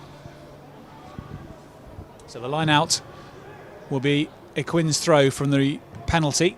Scott Baldwin, 34 Welsh caps to his name, will throw into it. Levis, you'd think, will be the target in the middle. It's up towards the big South African that he claims. Quins then look to peel off and get them all going. Good break from Quins, pushing right up to the line. Sale in trouble right on their own line. Can Harlequins force their way over? Rob Shaw waits at the back of them all. Will Evans is there as well. Desperate defence from the Sharks to try and preserve this 4-point lead. It's the visitors at the moment asking all the questions as Kerr waits, prompting. Which way is he going to go? He's got options on the short side, and I think initially the forwards will want to keep it tight before spinning this out into the back line. Quins trying to drive their way over in the way Sale did through Curtis Langdon earlier in the game. Kerr spins and pivots, tries to force his way through. Sale defence still strong, couple of metres short. Tom Foley's arms remain down, no sign of a penalty coming, at least yet. Sale defence both strong and legal, but Chisholm picks up and drives, and James Chisholm scores for Harlequins. Perseverance from the Harlequins pack, and James Chisholm at number 8 drives his way over, and Harlequins take the lead for the first time tonight in the Premiership Rugby Cup final. It's Sale 10, Harlequins 11. Well, it's been coming, Chris, hasn't it? Sale have really struggled these last 15 minutes to get anything going, and Quins are the side who deserve to go ahead in this game. They kept the ball alive well from that line out and just used the forwards. Kerr tried with that dummy pass to get over, but eventually it was left to Chisholm, who drived his way over, and is nothing more than the visitors deserve. They've gone ahead now, and I'm sure there'll be some stern words under the sticks for Sale at the moment. Well, at 10 points to 0 after a quarter of an hour, Sale didn't quite look in cruise control, but they looked in control. And now they find themselves trailing, because as Ollie Lathrope was rightly saying, it's been Harlequins who've had much the better of the second half of the first half. And we've still got just over 7 minutes to play as Marcus Smith lines up this conversion, and right-footed, he slots it over. And Harlequins take the lead and extend the lead in the 32nd minute. It's now Sale Sharks 10, Harlequins 13. A really important 7 minutes coming up here, Chris, before half-time. Sale need to get back into this game, just try and get their hands on the ball. I can barely remember them touching the ball since that Langdon try. Quins have had all the possession, all the territory, and it's just about trying to get back on track. They're only 3 points down, and there's still a chance here before the end of the first half to get some points on the board. Mike Brown, age 35, shows all his experience of 15 years at the top level in sprinting forward to take that restart from Rob Dupree and set up possession for his side, who lead in the Premiership Rugby Cup final. 13 points to 10 if you're just joining us on Sharks Live. A very warm welcome from the AJ Bell Stadium. No fans tonight, but plenty to play for. And we've got a real tussle between these two as Kerr puts up and under, which is a Sale ball to be claimed, and good work from Janse van Rensburg to secure it. Now it's Copers Visa taking the ball short, looking to try and draw in some Quins cover as Cliff digs it out and pops it up to Tom Curry on as a substitute for brother Ben. Here's Cliff again to Rob Dupree. Now it's Janse van Rensburg coming in on the scissors. Cliff again to Cooper Woolley. driven over the 22-metre line. Cliff digs it out once more. Dupree. Hammersley up into the line. Dupree looking to pick his moment and thread the ball wide to Denny Solomona, who switched from right wing to the left. Moving into the Harlequins 22. Oosthuizen takes the ball at pace on the crash. Sale punching holes, making progress. Can they turn it into points? Dupree to Visa once more, popping up in the loose. Cooper Woolley ensures that the tunnel is formed and Sale can recycle yet again. Janssen van Rensburg beats his man but then gets dumped on his back by Luke Northmore. Cliff to Jean-Luc Dupree with Langdon latching on. 5 metres inside the Quins 22, wide on the right hand side. Just over 5 minutes left in the first half. Cooper Woolley drives in. Cliff recycles. Little dink over the top from Dupree looking for Marlon Yard. Can Yard get on the end of it? No, he can't. In fact, Denny Solomona overlapping on the far side. The Sale left. It just bounced and bobbled a couple of times too many for Solomona. 8 tries to his name so far this season, but he couldn't pick up and take advantage there, and that Sale attack comes to the end. It will be a Harlequins line out halfway inside their own 22.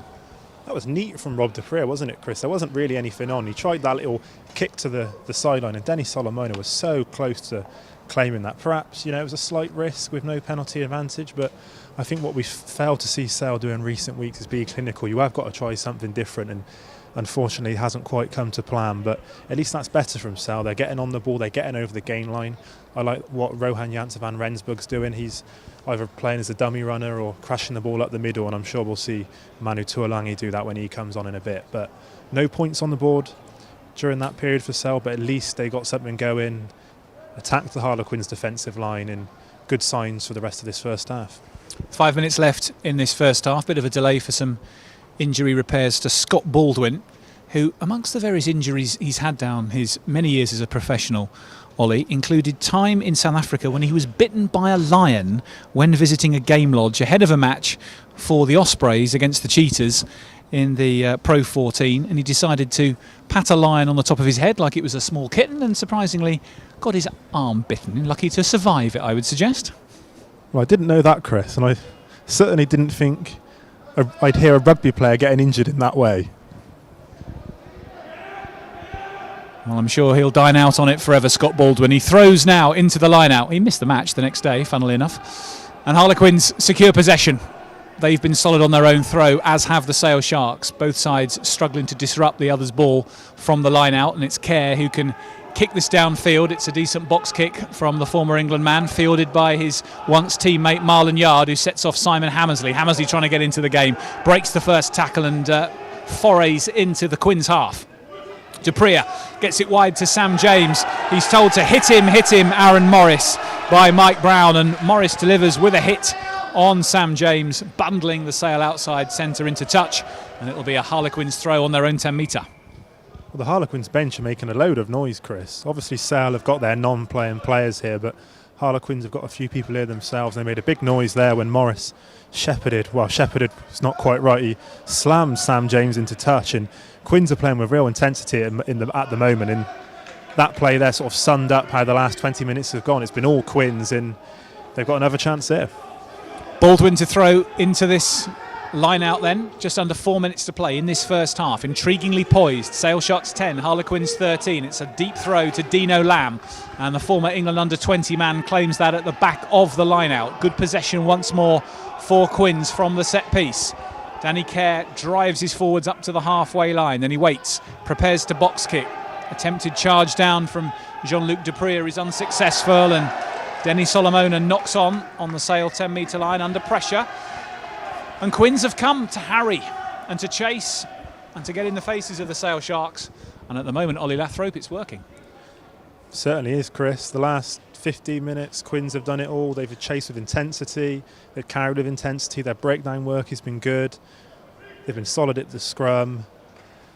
And they deserve to be in the league, Chris. That's all we can say. Sale had that period early on when Curtis Langdon went over, but it's been all Quins since then, and they're deservedly 13-10 ahead as we approach these last 2.5 minutes of the first half. Danny Kerr prepares to put in. Perfect night for running rugby here at the AJ Bell. Pitch immaculate. Pleasant temperature, no wind. Traffic moving easily on the M60 above us, forming a stark backdrop here under the bright lights.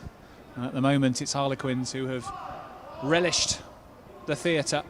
They have the lead by 13 points to 10, and they have secured possession from their own scrummage at the end of this first half. Paul Gustard's men will be keen to try and add to their lead before the interval. Marchant in midfield, we haven't seen too much of him, but Marlon Yard is up quickly. Really good tackle coming in on Aaron Morris as he comes into the line, but touch judge Luke Pearce is onto the field of play, and we're going to be called back.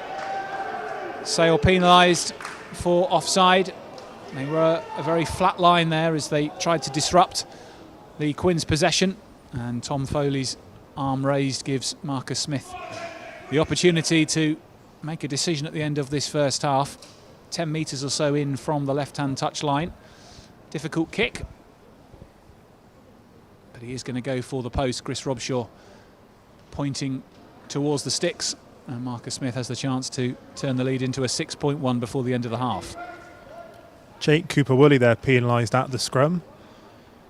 Sale started well at the scrummage, but Quins have managed to get a little bit of an upper hand there, and it gives Smith the opportunity to extend Quins' lead. And it did look as if before that penalty was given that Sale had managed to get on the front foot defensively and push Quins back. Smith giving Aaron Morris a bit of a hospital pass, and he was met cleanly by Marlon Yard, and Quins have been pushed back, but we come back for this penalty and a chance for Smith with 1 minute remaining in this first half.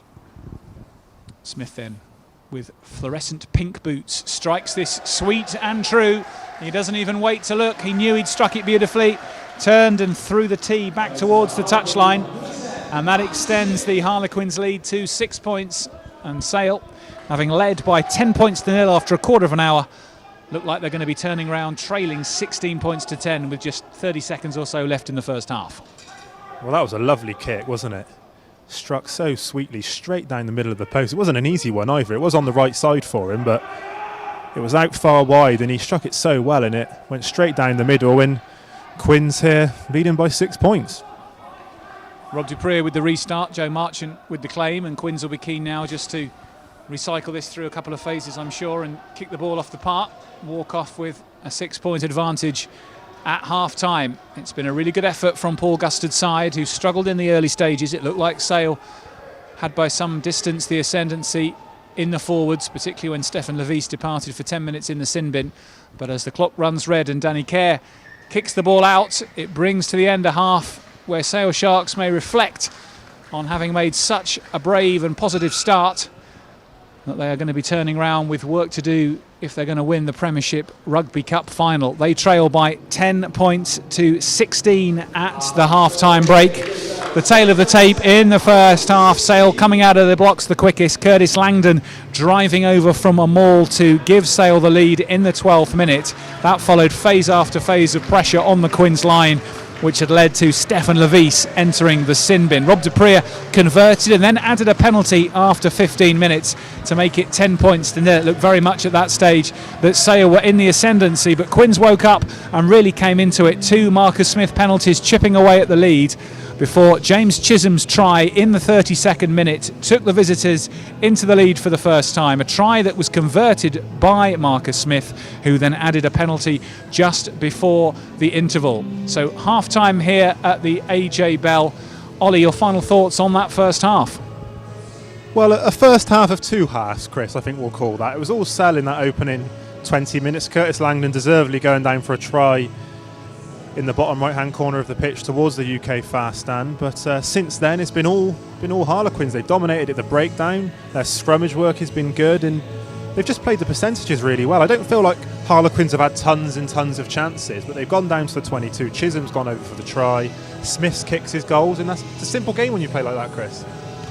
Yes, there's nothing that looks fundamentally broken in the Sale game. The scrum has been competitive. Both sides have conceded penalties at scrummage, but both have been very solid on their own line-out throw. So it doesn't look like there's anything particularly broken in the set piece for Sale, but they just haven't managed to find their gears again after that impressive opening quarter of an hour that led them to build up that 10-point lead. A very powerful Sale bench, of course, to be deployed in this second half. The likes of de Klerk, McGinty, Tuilangi, all waiting to come into the fray. Tom Curry, of course, already on after that early injury to brother Ben. So, half-time here in the Premiership Rugby Cup final. It's Sale Sharks 10, Harlequins 16. Let's go down and join Colin McKevitt. Alongside him is Sale winger Aaron Reid.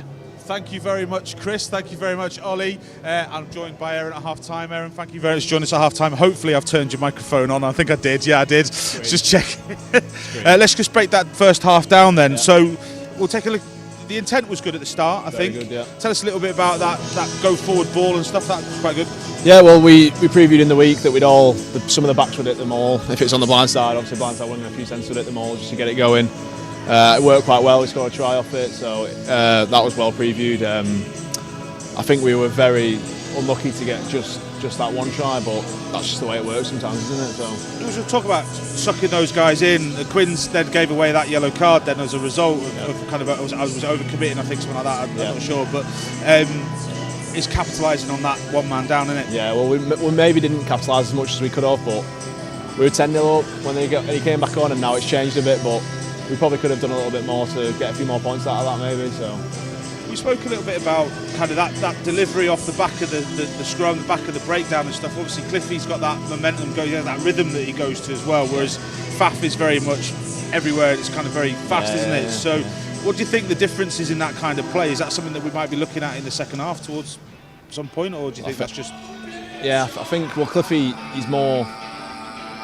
Yeah, he's a bit erotic, isn't he, Faf? So Cliffy's just trying to keep it calm and keep it going, get a few box kicks up, maybe we can get a few back, keep the tempo going, and he'll build. But when Faf comes on at the later stage of the game, Faf will be ready to go and keep on. Kind of noticing the Quins back line are coming up quite fast, and there obviously are gaps in the back of that, and we saw at crossfield kick, then he didn't quite get his hands on it did he? Very close. Would have been interesting. What kind of things as a wing do you look out for those? Are they always on the cards? Or? Yeah, always on the cards. If you see that they're not there's not a backfield, or you've got space there, you'll be screaming to your 10, telling him where you want it.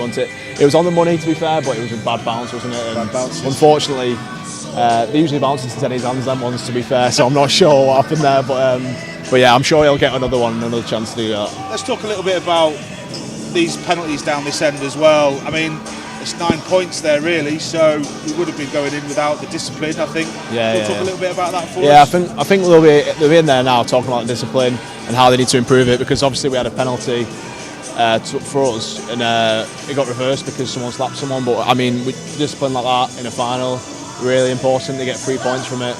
But we need to keep the discipline. I mean, it kind of looks like Quins are trying to rile us in certain places. There was a little bit argy-bargy going on there before. Yeah. I think that you try and do that in games, don't you? Especially important games, I guess. Yeah. Try and psych out the opposition.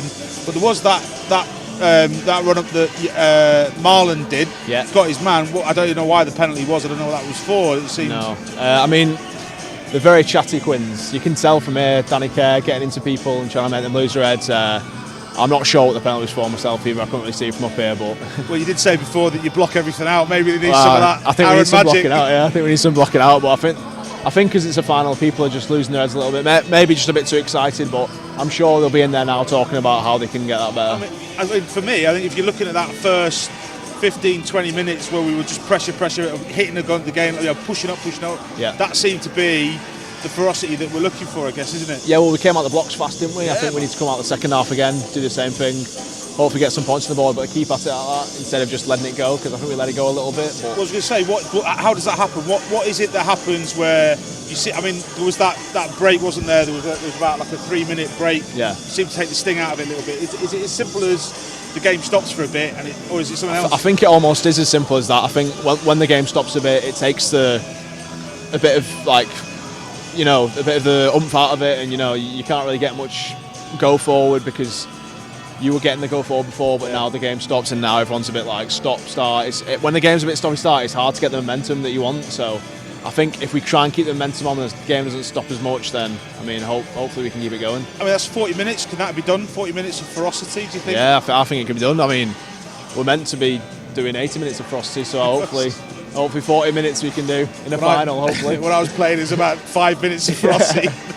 The rest of it was in the bar. It was ferocious in the bar, but that was ferocious in the bar. Yeah. Absolutely. So I cut you off when you were talking a little bit about the half-time chat. What kind of things go through? Do you reset? Do you get into your little your little pods? You get into your little Yeah, groups? yeah. in We'll there? have a team talk. Backs will get together, forwards will get together, figure out a few things that we could have got. Like maybe there's a few missed opportunities, maybe some kicks, maybe some moves that we could run. They'll talk about that. We'll go through basically our discipline, talk about that, try and maybe keep our hands off the ball maybe in the breakdown as much as we can, because the ref doesn't seem to give us much today when usually we can trust Ben Curry to get the ball, but which the Curry brothers do, like you say, quite well. Yeah, so but it's not going our way that much tonight, so we'll have to see, won't we, what they'll come out and do. To do that, to get that hands up, does it need that clear out? Does it need that support in the forwards to do that, to make it more obvious? Yeah, I think they're quite good at choosing the times to go for the ball and when not to go for the ball. I think when, say if someone's a bit isolated, they'll straight on it and they usually get a penalty out of it. Most of the time, if it's just a tackle, they don't get it because there's a lot of clearing. But when there's no support with them, the Currys are straight on it and they'll get the ball. And quite a few of the other boys will too. So it'll be interesting to see actually as we get into the kind of the last quarter bit where the fitnesses are in Quins, or where we can find those little holes and take advantage of it. Hopefully there is a few after that. I mean, the Denny opportunity, they weren't looking at that. Hopefully there's a few more of them for Denny and Yardy to get on the wings. And I think it'll go well. Yeah. Brilliant. That's a good way to end it. We're going to cut out now. We're going to let everybody have their wee breaks and their loo breaks and their cup of tea breaks. Hopefully we'll get to chat to you a little bit later on as well. Lovely. I mean, it's only 6 points down, and it's probably 6 points our fault as well. Do you know what I mean? Yeah, so it's really, as far as half times go, it's not too bad. I guess we can come out rocking, can't we? We can. Thanks very much for your help. I really appreciate it. No we'll take a little bit of break, but we'll be back really soon.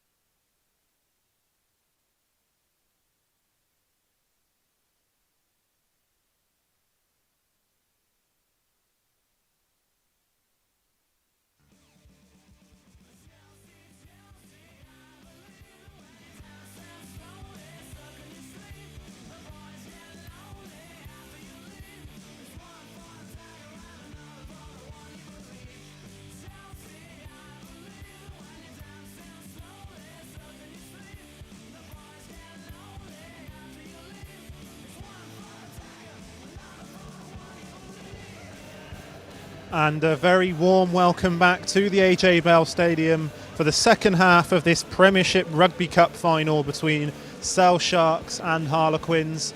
It started so well for the Sharks, Curtis Langdon going over for that early try, but Harlequins fought back well through a James Chisholm try and kicks from the boot of Marcus Smith. Chris, second half coming up. What would Steve Diamond have said at half-time there?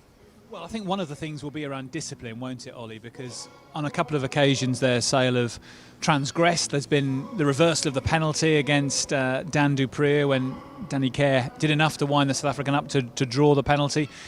And we've seen a couple of occasions like that where Sale have conceded field position when they perhaps needlessly had done so. The first 15 minutes was really positive. I thought they came out strongly, put the phases together, put the pressure through the forwards. Quins knew the physical threat that Sale were going to bring, and they brought that. But credit to Paul Gustard's side, they weren't overawed, having trailed by 10 points in the first quarter of an hour, and they've come back and worked their way steadily into the game. And I think sometimes just kicking penalties to get the scoreboard moving and then keeping it moving gives the team confidence. And then obviously James Chisholm's try gives them the lead. So it's been a bit of a strange game, hard to classify it in some ways because Sale's line-out has been totally solid. They haven't made a bad handling error that's led to an interception try or something like that. So it's still very winnable, I think. I mean, 6 point deficit is a small one. It's a very powerful Sale bench, of course. I'm sure Steve Diamond and John O'Ross will be sending some strong messages at half-time to try and get that reaction at the start of this second half. So interesting. I think the first 10 minutes of the second half are really important. If Quins score and the lead suddenly becomes 10 points, pushing 15 points, it's quite a mountain for Sale to climb back into in less than 40 minutes of rugby. If Sale can come out and put an early marker down, then suddenly their home advantage and the fact that they're pre-match favourites here tonight will be borne out. But Steve Diamond does have that excellent bench. 6 internationals, would have been 7 if Will Griff-John could have played for Wales, as he'd been picked to do so just before the lockdown. So it's a very powerful bench, a much stronger bench on paper than you would say than the Harlequins one. And as we know, it's a 23-man game nowadays. Well, they call it the finishers now, don't they? The bench is not.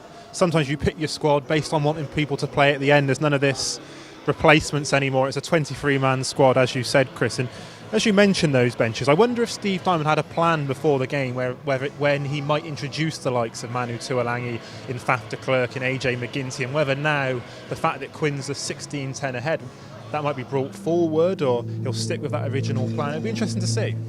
Yeah, well, he's going to have to be responsive, I think, as the game breaks out and develops. Clearly, he's had to deploy Tom Curry much earlier than he might have wanted to, and Ben Curry picked up that ankle injury. But Faf de Klerk is obviously going to come on at a time to try and change the game up for Sale. The question is picking the moment when he comes on to the field of play, whether or not Diamond will try and wait till he's up against Martin Landanjo, or whether he will take the opportunity just to bring him on as soon as he feels he needs that step change that sometimes de Klerk can bring.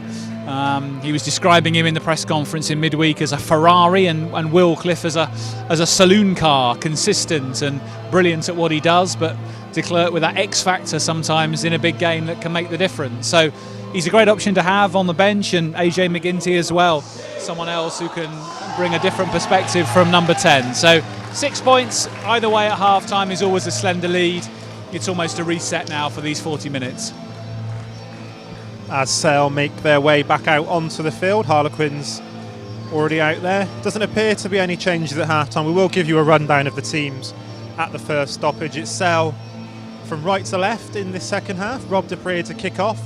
40 minutes of rugby in the Premiership Rugby Cup to come of this season. Of course, it all started a year ago. We can't quite believe that it was 365 days when Sale kicked off their campaign here against Northampton, and it all comes down to these 40 minutes. 6 points behind, Harlequins leading by 16 points to 10.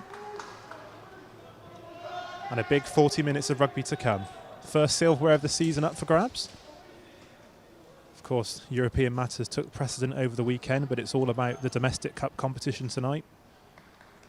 As Rob Dupree waits in midfield, I'm sure we'll see a intense Sale Sharks coming out early in this second period. So important, as Chris said just now, to get things started well early in this second half.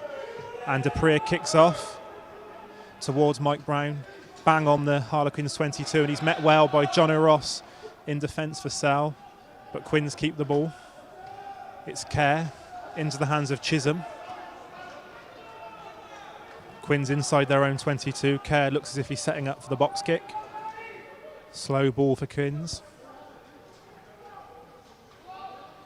And here comes that kick from Kerr, and it's towards Simon Hammersley. It hasn't gone into touch like Kerr probably would have liked. A chance for the fullback to take the ball back towards Quins, and he does that well. Sale just shy of the Quins 10-metre line. It's Cobus Visa this time. He got in the game well early, but struggled for carries in the second half of that first half. Ross to John-Luc Dupree, but it's a poor pass from the Sale captain, and Dupree fumbles it into touch, and it'll be a Harlequins line-out just shy of the halfway line. And just before this line-out goes, we'll give you a quick rundown of the Sale team as much as we can. Full-back Simon Hammersley, the two wings Denny Solomona and Marlon Yard. In the centres, Rohan Janssen van Rensburg and Sam James. The halfbacks are Will Cliff and Rob Dupree. We'll give you the Sale forward pack in a minute. As Scott Baldwin throws into the line-out. Clean ball there from Quins, and they set up the maul and try and push it towards the halfway line, but Sale do well to repel that maul so far. Cooney Tyson making causing trouble there at that maul, and it's a box kick from Kerr to Marlon Yard inside the Sale 22, and Yard runs into a couple of Quins defenders and is pulled to the floor, but Sale keep the ball. It's Cliff to Curtis Langdon. Hooker does well there, but it's slow ball for Sale this time. Cliff will be the man looking for the box kick. just outside his own 22, so this will need to bounce if he wants to kick it into touch. A high kick from the scrum half, and it's chased well by Rob Dupree, who takes the catch and bursts into the Sale half. He gives the offload to Marlon Yard. Sale up towards the Harlequins 22, but it's turned over at that ruck. No one was there with Marlon Yard, and Quins get the ball back, and it's Kerr this time to Smith, who gives a grubber kick through into the Sale half, and Will Cliff takes the ball. The up and under from him. Simon Hammersley chasing, he's done well there to almost gather the ball, but he's knocked it on, and Quins have it back inside their own 22 with Brown, and he tries the kick this time. A bit of kick tennis. Cliff. He's got Rob Dupree outside him. He tries to kick towards the touchline. That looks to be a clever kick from Cliff, exploiting the space out there, and Marcus Smith has to come across, and he does well. Brilliant. And he'll kick this time into touch. No, it hasn't gone into touch. It stays in play. Well, the cover was brilliant. The kick was less so. Ferocious period at the start of this second half. Ball in play for a long time, and Sale have the ball up towards the Quins 22. It's Jean-Luc Dupree. He gets the offload away to Curtis Langdon. Sale almost at that Harlequins 22 now, but it's slow ball. Cliff, Dan Dupree out towards that right-hand touchline. It's a Quins man in that ruck, but Tom Foley says Will Cliff can get to that ball, and Sale retain possession. That's Tom Curry this time. Cliff again. Rob Dupree. Curtis Langdon, Sam James. Pass out to Simon Hammersley. There's some space here for Marlon Yard, but he can't quite gather the ball. And it's gone into touch again. And that play sums up a little bit what we've seen from Sale in the last 2 weeks, Chris. Creating the opportunity, but the final pass just not there.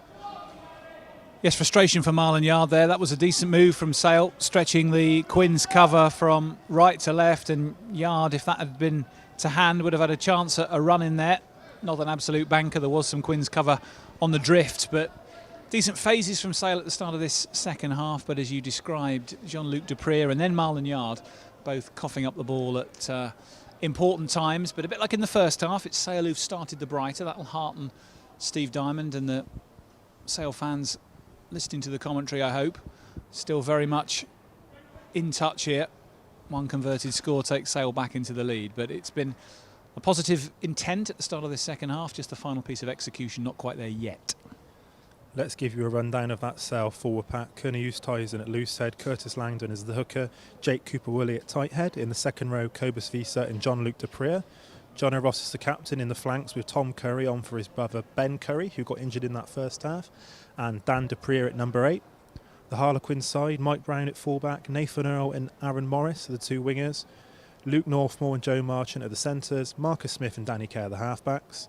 The front row is Santiago Garcia Botta, Scott Baldwin and Simon Kerrod. The second row is Dino Lamb and Stefan Levis. In the back row, Chris Robshaw is the captain, Nathan Earl and James Chisholm. So no changes at the start of this second half is Harlequins throw into the line-out. Just inside their own 22, it's clean ball. But Sale do well to get a little bit of a drive on there. And we'll see a kick from Kerr there. That's a lovely kick. Takes play up towards the halfway line. It's exactly what Paul Guston would have wanted from his side there. A solid line out, and Kerr is able to clear the ball away. Yeah, very good clearing kick there and taking Quins almost back up to halfway. So solid defence thus far from the visitors here, and Sale will have to build again almost from the halfway line. Langdon to throw the ball in. He goes to the back towards John O'Ross, who manages to pad it back to Will Cliff. Excellent work there from the flanker, and it's Rohan Janssen van Rensburg who takes the ball up the middle into Harlequins territory. Langdon to Rob Dupree, Sam James, and the ball's come forward there. It looks like it might have been off a Harlequins' hand. Perhaps the pass wasn't quite directed properly. Just trying to see on our monitor, and looks like it will be a Sale line out just inside the Harlequins' half. Well, Sale are punching holes largely through Van Rensburg, keeping it narrow, Ollie. Where the mistakes are coming is when they're trying to play very expansively and get the ball wide. And of course they're keen to stretch Harlequins left and right, but one of the things Steve Diamond said in midweek was about it being deep and narrow, keeping it tight and sticking to the basics. They've got players, Sale, like Van Rensburg, who can hurt the Quins cover, who can punch holes, and the opportunities will come. They've got time to still turn this round. Quins ball, James Chisholm driven back into his own half a little bit, but Quins retain possession. Here's Robshaw, his final chance to win some silverware with the club. Sale off the line quickly, and Tom Curry's over the ball trying to force the turnover, and the England man had almost done that there, but Quins keep it, and Marcus Smith has to scramble a little bit. He looks for the kick towards the touchline, but he's only sent it straight into the hands of Hammersley, and the fullback can run this back. He dummies well, but he's tackled well by Joe Marchant. Here's Yard, tries to shimmy but runs into his own man. Winger keeps possession, but he's been turned over on the floor. Another penalty at the breakdown for Quins. Yard isolated there, Will Evans there again, and since those first 2 penalties in the first half, Will Evans has been excellent at the breakdown, Chris. He has, and it's that danger of isolation at the breakdown. Sam James was talking about it in midweek, that since the law changes have happened, that's what they've noticed. You cannot get isolated at the breakdown. There's so little margin for error. That's what happened to Marlon Yard there, and that's the consequence, a Harlequins penalty and the chance for Marcus Smith to put pressure once more into the Sale 22. So Quins with the line out coming up now. A chance here for them to extend their lead. They lead by 6, 7 minutes into the second half of this Premiership Rugby Cup final. Gus War down there running the ball duties for Sale. Looks to have had a bit of dispute there with Scott Baldwin. He wanted the towel so he could wipe the ball down. Baldwin's finally got the ball on his hand, and Tom Foley's forced to come over towards the Sale touchline here. Looks like to warn a member of the Sale coaching staff for perhaps a slightly encouraging. Well, the issue is, I was just listening to Tom Foley on the ref link, and Tom Foley was upset with the Sale bench that they hadn't given Scott Baldwin the towel to be able to get on with play. That was what that was about. Solid line out from Quins, and they're up on the Sale 22. Will Evans with the carry, but John O'Ross repels him well. Quins retain possession. Here's Chisholm, he looks to give the offload through. Dino Lamb bursts into the Sale 22. And it's Quins who try and go wide this time. It looked a bit scrappy, but they've managed to keep the ball and they retain possession. Kerr. Quins about 10 metres out from the Sale line. Here's Garcia Botta. Relatively slow ball for Quins, but they're doing well, and Marcus Smith looks to have dropped back into the pocket for a drop goal, but he dummies it and he gives the ball to the left. Looks like it might be Nathan Earl out there, but he's tackled short of the lines. Quins 2 metres out. They pick and go for now. Kerr. Chisholm with the carry.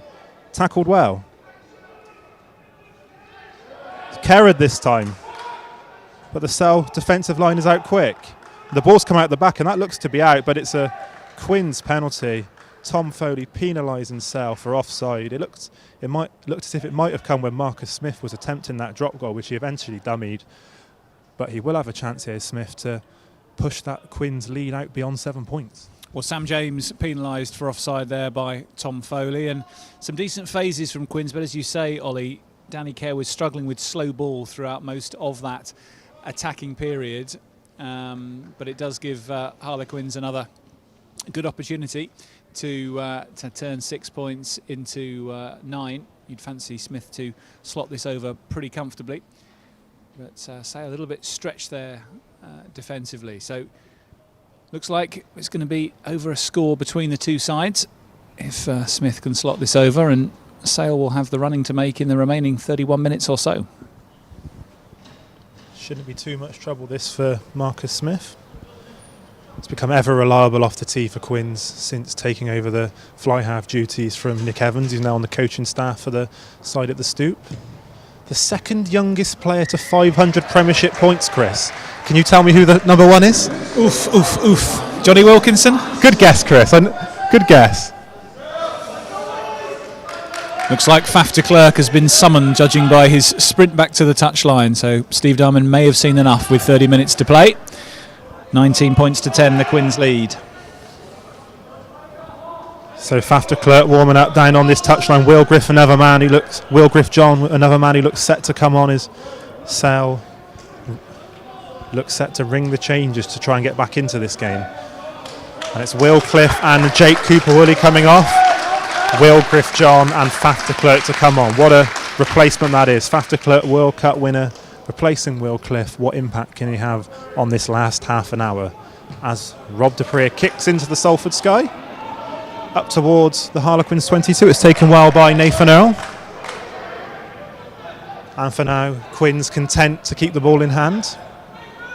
Again, it's slow ball. We've seen this quite a bit from the kick-off from Quins. Danny Kay will be happy here to kick this back towards Sale.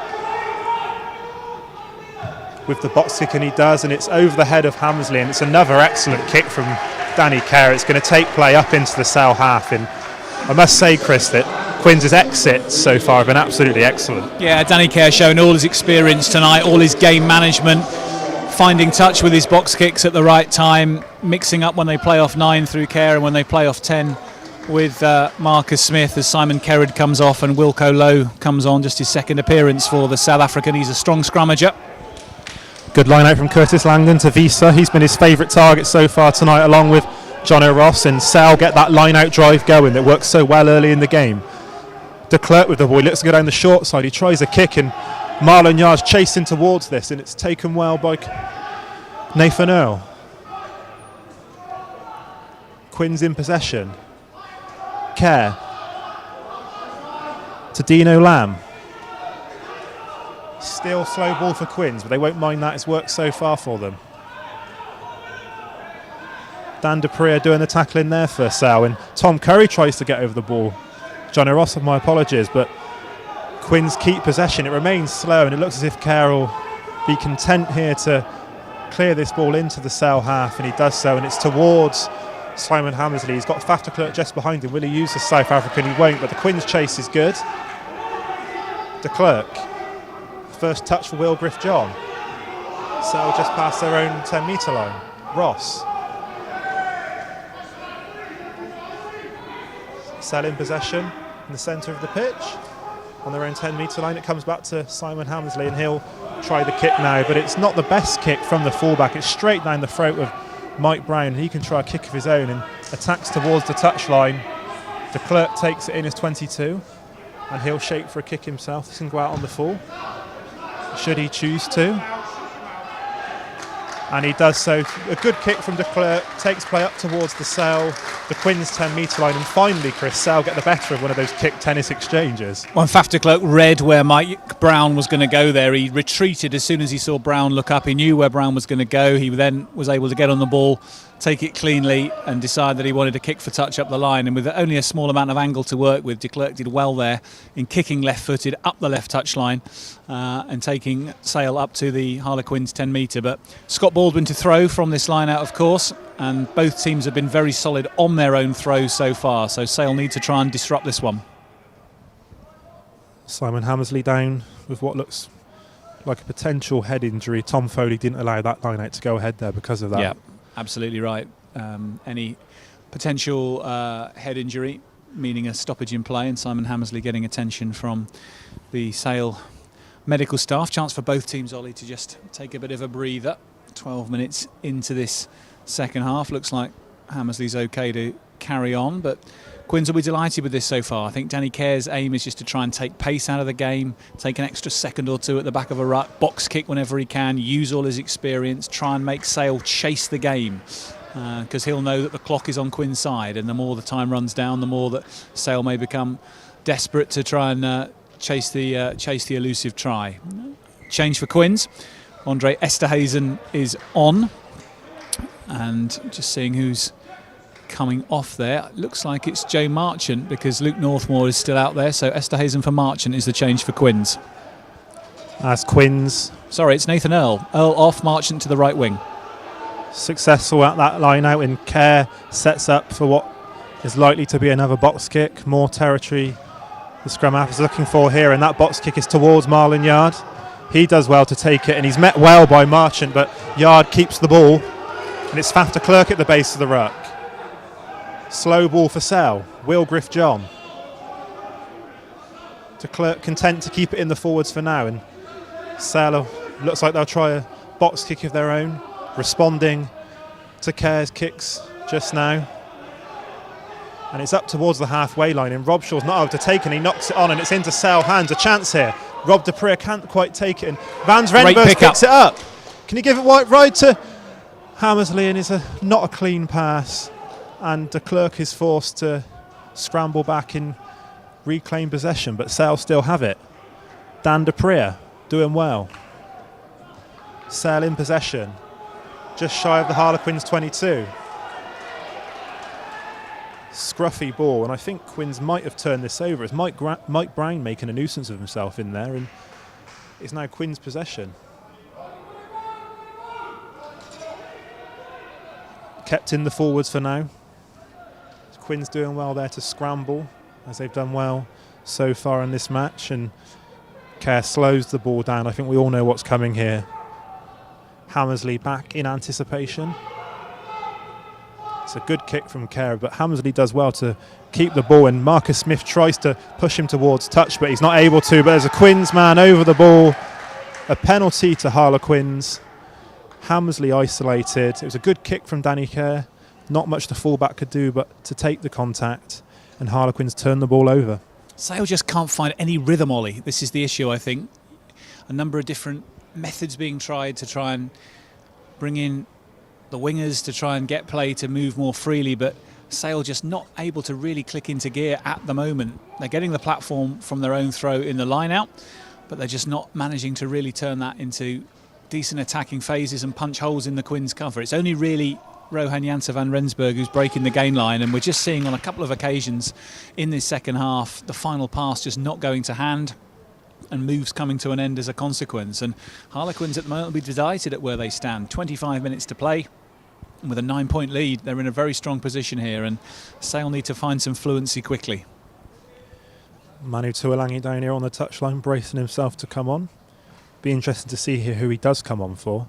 Janse van Rensburg has probably been Sale's best player, certainly in the back. I would say so. I'd have thought it might be Sam James, but if it is Janse van Rensburg, I'd have thought Marcus Smith and Luke Mortimer will be pretty pleased to see him depart, despite Tuolangi's qualities. What we did see, though, in the first half from Harlequins, Ollie, was that they got themselves in field positions from which Marcus Smith could kick goals. And at the moment, that's what Sale could do with just some points to get going again. And Faf de Klerk breaks away from the line-out, but he's hauled down in. He's managed to lose the ball there. Quins were scruffy from their own line-out, and de Klerk broke through, but he lost the ball. But again, Quins scramble it away, and they kick back towards Sale. Hammersley up on the halfway line. He beats the first man, and he could be isolated again here, Hammersley, but Van Rensburg does well to ruck the man out of the way, but he's been penalised. It's Esterhausen. He's only just come on. He wins the penalty. Hammersley isolated again there. Janse van Rensburg tried to push the South African off the ball, but there's a penalty to Harlequins, and despite that scruffy line-out from their previous chance, Marcus Smith will have another opportunity here to pin Sale back inside their own half. Yeah, just listening to Tom Foley there, it was Rohan Janse van Rensburg penalised for tackling round the neck in at the breakdown. That was the judgment there from Tom Foley. So again, Sale conceding a penalty through frustration at the breakdown. And Harlequins once more can try and take advantage of a bit of time in and around the Sale 22. Tuolangi still waits on the touchline, waiting to see who he's going to be introduced for and waiting for his moment to enter the fray. Baldwin throws into the line-out. It's clean ball again from Harlequins. Their line-out's been good tonight, as has Sale's. And Quins tried to get the drive on there, going towards the Sale 22-metre line. John-Luc Dupree is in there trying to make a nuisance of himself, and Sale have done well to slow that down as the ball goes towards the touchline. Will this be a turnover? No, it won't. It's a penalty advantage to Quins, and they can make a play here. Smith with the up and under towards Brown. It hasn't really gone anywhere apart from sideways, but Brown is able to make the catch, and Quins retain possession on the Sale 22-metre line. They go to the short side. It's Smith. He gives the pass out to the left. Quins up into the Sale 22. Kerr again. Looks like Quins have been penalised for going off their feet, but we'll come back to the penalty over on this side. Sale penalised for dragging that maul down, and another opportunity for Smith here, should he want to take it, to further increase that Quins lead. But such is the angle, Chris. I wonder if we might see Quins go for the jugular. Well, Danny Kerr thinking about the kick to the corner. It's Wilgriff John penalised for entering the maul from the side, and then the collapse going against Kuhne Oosthuizen. So two Sale front rowers penalising there and giving two reasons for the penalty to be given. Now, interesting change. Manu Tuolangi coming on for Simon Hammersley for Sale, which is likely to mean, I think, Sam James goes to fullback, and Manu Tuolangi will come on alongside Rohan Janse van Rensburg in the centre. So James with a rare period at full-back, and as we describe that to you, Quins electing to kick towards the corner and to trust their line out, go for the 7 points. Kuhne Oosthuizen leaving the field. The Russian Valery Morozov on in his place, and a massive opportunity here for Quins. They're already 9 points ahead, and if they score another try here, it's a long way back for Sale. It's a clean line out from the visitors. Baldwin in there, but it's Garcia Botta on the ball at the moment, but Sale have stopped that maul in its tracks, and Kerr will probably have to use the backs. Here's Esterhuizen, but he's driven back well by the Sale defence, and the Sharks turn it over. That was brilliant defensive work. Esterhuizen was met at the line, and Sale turned the ball over. They have the scrum just inside their own 22. Absolute bone crusher from Rohan Janse van Rensburg, backed up there by Tom Curry. 2-on-1 on Esterhuizen, who we know is a serious ball carrier, but a tremendous doubling up in the tackle area, bringing him down. He's nicknamed the Giant, Esterhuizen. Well, he was soon toppled from his height there. Really strong moment. And those are the moments, Ollie, that can really lift a team who are trying to chase a game of rugby. That's going to give Sale possession, an opportunity to exit from their own 22 and perhaps get something going in Harlequins territory. So big tackle coming in, but Sale still with it all to do. It's a big moment that, Chris, as you said, has been the last 40 minutes of the game really have all been Harlequins. Sale have really struggled to get any impact at all, and sometimes you need those little moments. It might not seem big in the grand scheme of things, but Sale have got the ball, they've repelled that attack, and a try there might have been game. That would have been possibly 16 points. So it was important that Sale made that tackle as this scrum is reset. Yes, I think another Quins score there, 26-10. It's a long way back with only 20 minutes left on the clock, but crucial challenge from Van Rensburg, and now a Sale put in which de Klerk can manage just inside their own 22. Solid scrum needed here from Sale. No penalties here. And they pack down, and it's been collapsed, and it is a Sale penalty. I think it's against Santiago Garcia Botta. Good work from Will Griff-John, the replacement tight head. And a chance for Sale to clear their lines. Less than 20 minutes remaining. 9 points behind, but a chance here to finally get going in this second half. So Rob de Preer kicks to touch. Thanks, Ollie. 20 minutes left to play then in the Premiership Rugby Cup final. Can the Sale Sharks summon something special in the last 20? They're going to have to score at least twice. They're 9 points behind. Alex Dombrandt is readied on the touchline for Harlequins. Quick throw comes in from Curtis Langdon. Work to the front to Valery Morozov. Sale looking to try and put impetus in midfield with de Klerk. He finds Dan Duprier up to the 10-metre line as Sale try and break into Quins territory. Yard comes through the middle. Nice ball back inside to him from Sam James, now deployed at fullback. Sale still in possession. De Klerk waiting for this at the bottom of the ruck. Feeds Langdon, who feeds Duprier. Little chip through from James for Yard to chase. A little bit too heavy, but still takes Sale forward into the Harlequins 22. And it'll be a Quins throw. Much better from Sale, that, Chris. They use their runners in midfield. Tuolangi getting on the ball. I think we're going to see plenty of him in the last 20 minutes. They went through the phases and they didn't quite see anything was on. So Sam James taking the territory and pushing Harlequins back towards their own 22-metre line. But that's an important phase of play.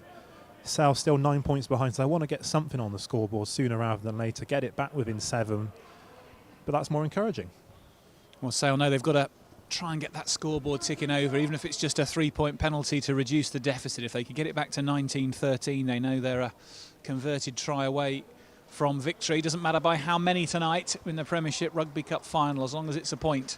That's all that matters. Elia is on at hooker for Harlequins. Scott Baldwin's night is done, and the Samoan international makes his first appearance since rugby restarted a few weeks ago. What a time to get back into competitive match play in a final for your club.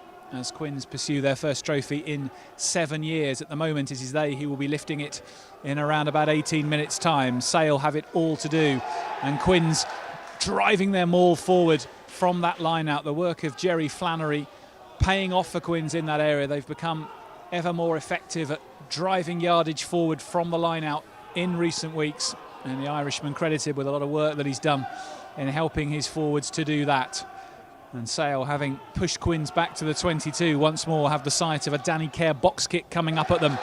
And Marlon Yard claims it in mid-air, but he's brought down by Joe Marchant, who goes to check on Yard's well-being. It's a penalty for Sale right on halfway.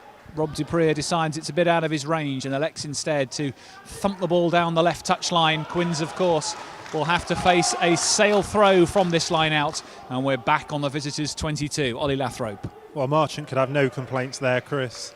Yard jumped up to take the ball in. Marchant just mistimed the tackle. No malice in it, just a penalty. Nothing more than that, but it does give Sale some vital territory. It feels like they haven't been in the Harlequins 22 with ball in hand since that early Langdon try.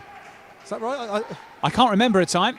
This is about as near as they've got. Here's de Klerk spinning it to Tuilangi, looking to keep it simple and smash his way through the centre. James Chisholm is off for Harlequins. Marcus Smith is off as well. James Lang is on as Paul Gustard rings the changes with 20 to play and puts a bit more bulk into his midfield in the shape of Lang.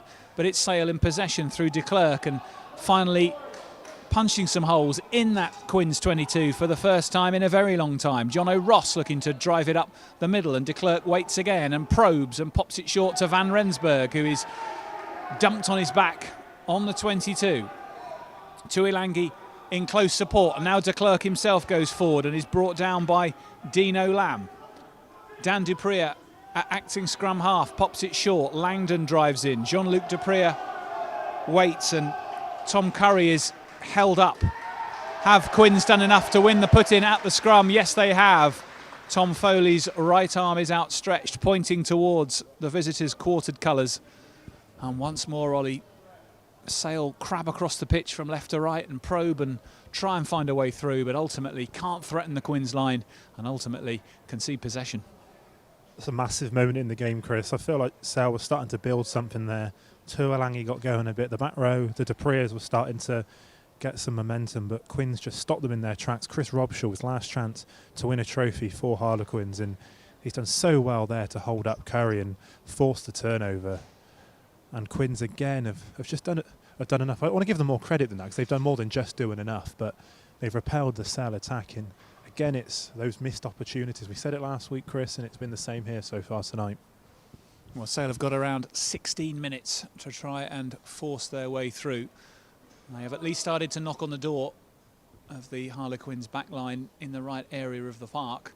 The question is, can they knock it down or not? And as you say, Ollie, Chris Robshaw bringing his quality to bear. He's got Alex Dombrandt alongside him now, on in place of James Chisholm. James Lang offering extra strength in the defensive line, with Marcus Smith withdrawn. Paul Gustard taking the brave decision to bulk up his side defensively and rely on Lang's trusty right boot to kick his team out of trouble, rather than Smith's flair and creativity in this last quarter of an hour or so. But it's still a decent bit of geography to Sale to work with inside the Harlequins 22. But it will, though, be a put-in that Danny Kerr can stand over. I don't think he's going to be in a hurry to give way to Martin Landagio, and a free kick coming. Tom Foley giving the decision for burrowing in from Valerie Morisoff, and this manna from heaven for Harlequins, and the chance for James Lang to hammer the ball as near as he can up towards the halfway line. And again, Ollie, a bit of discipline or indiscipline at a key moment, really hurting Sale there. Yeah, Quins are going to do that, aren't they? They're ahead in the game. They're going to let the front row push forward, and it's an easy free kick there for Harlequins and a chance to clear their lines. Langdon to throw for Sale. It's deep, and they manage to maintain possession. The Sale line-out has been immaculate tonight. Now then, de Klerk links up in the middle of the park with Dan Dupree, but once more what looked like being a threatening half break soon reverts to slow ball, and de Klerk having to build from the base of a ruck once more. Morozov goes off to lend his considerable bulk to the next drive and gets on the shoulder of Will Griff-John. Langdon, so impressive in the early stages, scorer of Sale's try, looks to try and punch a hole just inside Quinn's territory, and Sale do win a penalty. Esterhazen with too much zeal at the breakdown, transgressing, and Sale have a penalty which Sam James quickly, left-footed, hammers down the right touch line to set up a Sale line out 10 metres or so from the Quins line. Brilliant kick from Sam James, Chris. You want your kickers to attack deep inside the 22, and James did that then and has given Sale a real chance here. Looks about 6 or 7 metres out from the Harlequins line, and what an opportunity this is. It almost is a must-score opportunity here for Sale, Chris. Langdon's throw, taken cleanly at the front by Cobus Visa. He's impressed tonight. Sale form on more. 8 white shirts latch on to try and get the drive forward. Rob Dupree getting involved as well. Denny Solomona joining in 10 metres out from the Quins line. Faf de Klerk trying to direct operations. The maul turning one way then the other. Sale have got momentum here. Have they driven over the line? Have they got it down? Yes, they have. Try is scored by Dan Dupree. And Sale are right back in it. An effective maul. And Sale are able to take advantage from close range. It's Sale 15, Harlequins 19. Rugby's a simple game, Chris, when you play it like that. Line out strong, get the ball down, drive it over the line. Sale haven't had that the last few weeks, but the line out has been excellent tonight. Curtis Langdon has been excellent tonight. And it's Dan Dupree who's the beneficiary. And what a game we have in our hands now. 13 minutes remaining. And if Rob Dupree can convert this kick, just be 2 points between the sides. Well, the benefit of a driving maul for the second time tonight, yielding points for Sale Sharks. Might not always be the prettiest way to score tries, but it can be mighty effective if you can get it right, as Glenn Young enters the fray for Harlequins in place of Stefan Levis, whose night is done. So Rob Dupree then stands over this kick. 4 points the deficit, would be reduced to 2 if Dupree can land this one. 10 metres or so inside the right touch line, on the more difficult side for a right-footed kicker. Kicking towards the north stand, away to the left as we look out from the AJ Bell stand. And he strikes it right-footed. Looks a decent connection, and it's there. And Rob Dupree's kick reduces the deficit. It's a 2-point game. 1 penalty or drop goal, and Sale will have the Premiership Rugby Cup if it stays like this. Sale Sharks 17, Harlequins 19, 12 minutes to play. Massive kick there from Rob Dupree. It's only 2 points now, Chris, and you now only need that kick to win the game. And Sale almost mucked up that restart. They have retained possession, but they've got to be more careful there. Well, Aaron Morris there almost burst through on a ball, which if he could have taken cleanly, he'd have a clear run into the line. So Sale, having got themselves right back in the game, almost cost themselves straight away with poor marshalling from the restart. Morris couldn't quite get a hand on that as Mark Thomas comes on to replace Santiago Garcia-Botta. The Argentinian's night is done in Manchester, and we will come back for a scrum just inside the Sale 22. You're listening to Sharks Live with Ollie Lathrope and Chris Malaband. 11 minutes left in the Premiership Rugby Cup. Sale have not lost a match in this competition all season. They are the number 1 seeds, favourites for this final, but at the moment they trail by 2 points. Can they get themselves up the other end and find a way of kicking a penalty or landing a drop goal? As James Phillips enters the fray for Sale, coming on to replace Cobus Visa, who's put in a very strong shift at lock tonight for the home side. Visa, a new face and one who's normally deployed in the back row, filling in very well at second row tonight. And Phillips brings fresh legs for these last 11 minutes. It is a Sale put in for a Harlequin knock-on by Aaron Morris from that restart. As the clock starts again, and Tom Foley in conversation with the 2 front rows as they pack down. De Klerk puts in. Sale look like they've got the advantage. Penalty is coming, and the penalty comes in Sale's favour. Much change front rows now, of course. And is this a chance for Sale to use the power of Morozov and John against Mark Thomas and Wilco Lowe? Well, certainly on that occasion, Tom Foley ruling in their favour, and a chance for Sale to move the ball up to the halfway line with a strong kick from Sam James.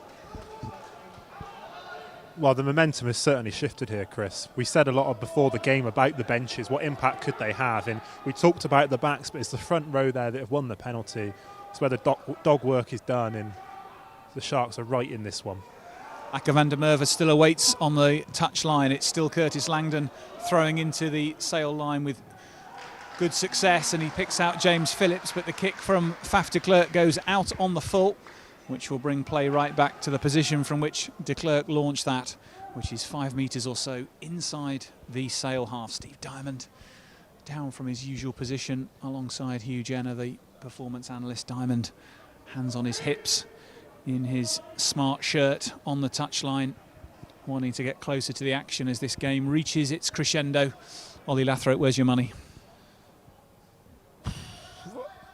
No idea, Chris. I think Sale probably made the wrong option there. I'm not sure de Klerk should have kicked that away. They've only just got the ball back, and I think you should have kept it in the hands there, but I have no idea, Chris. It's on a knife edge. Elia picks out Glenn Young from that line out, and penalty coming to Harlequins. The advantage arm is extended by Tom Foley. I don't think he's going to let it play much longer before he stops possession as Manu Tuilangi puts in a crunching tackle in midfield. Clearly nothing coming there for Harlequins as James Lang feels the full force of a Tuilangi tackle. But we go back for the Harlequins penalty on halfway line. We go into single-digit numbers, live on Sharks Live. 9 minutes just to play. Harlequins have this in their grasp. It's all about game management for the visitors now, and for Sale it's about not panicking and trying to get themselves out of their 22, get themselves in a decent territorial position to perhaps force a penalty or give Rob du Preez, or maybe AJ McGinty if he gets his chance, an opportunity for a late drop goal. Danny Kerr coming off, Martin Landadjo coming on to bring fresh legs for Harlequins for the last 8 minutes, but Harlequins will have the line out in the Sale 22, and if this comes to points, it really will be an uphill battle for Sale with the clock running down. Elia once more goes to the front of the line out. Chris Robshaw makes the claim. He'll be more keen than anyone probably in the quarters tonight to ensure Harlequins see this one out, but possession is lost and Faf de Klerk can hack the ball downfield. Play is taken back to 20 metres or so inside the Harlequins half. Landadjo, the Argentinian scrum half, waits at the base of the ruck, looking left and right, trying to slow the game down. Quins know they've just got to move the ball through the phases, stuff it up your jumper rugby perhaps. It is Sale who have to chase the game. It is Quins who have to keep their discipline and ensure they don't knock on from close quarters as Landadjo pops it short to Elia. Takes the ball up to the 10-metre line. Sale trying to walk that tightrope at the breakdown, jackling on the floor when they can, but desperate not to concede a penalty as Landadjo launches a box kick forward.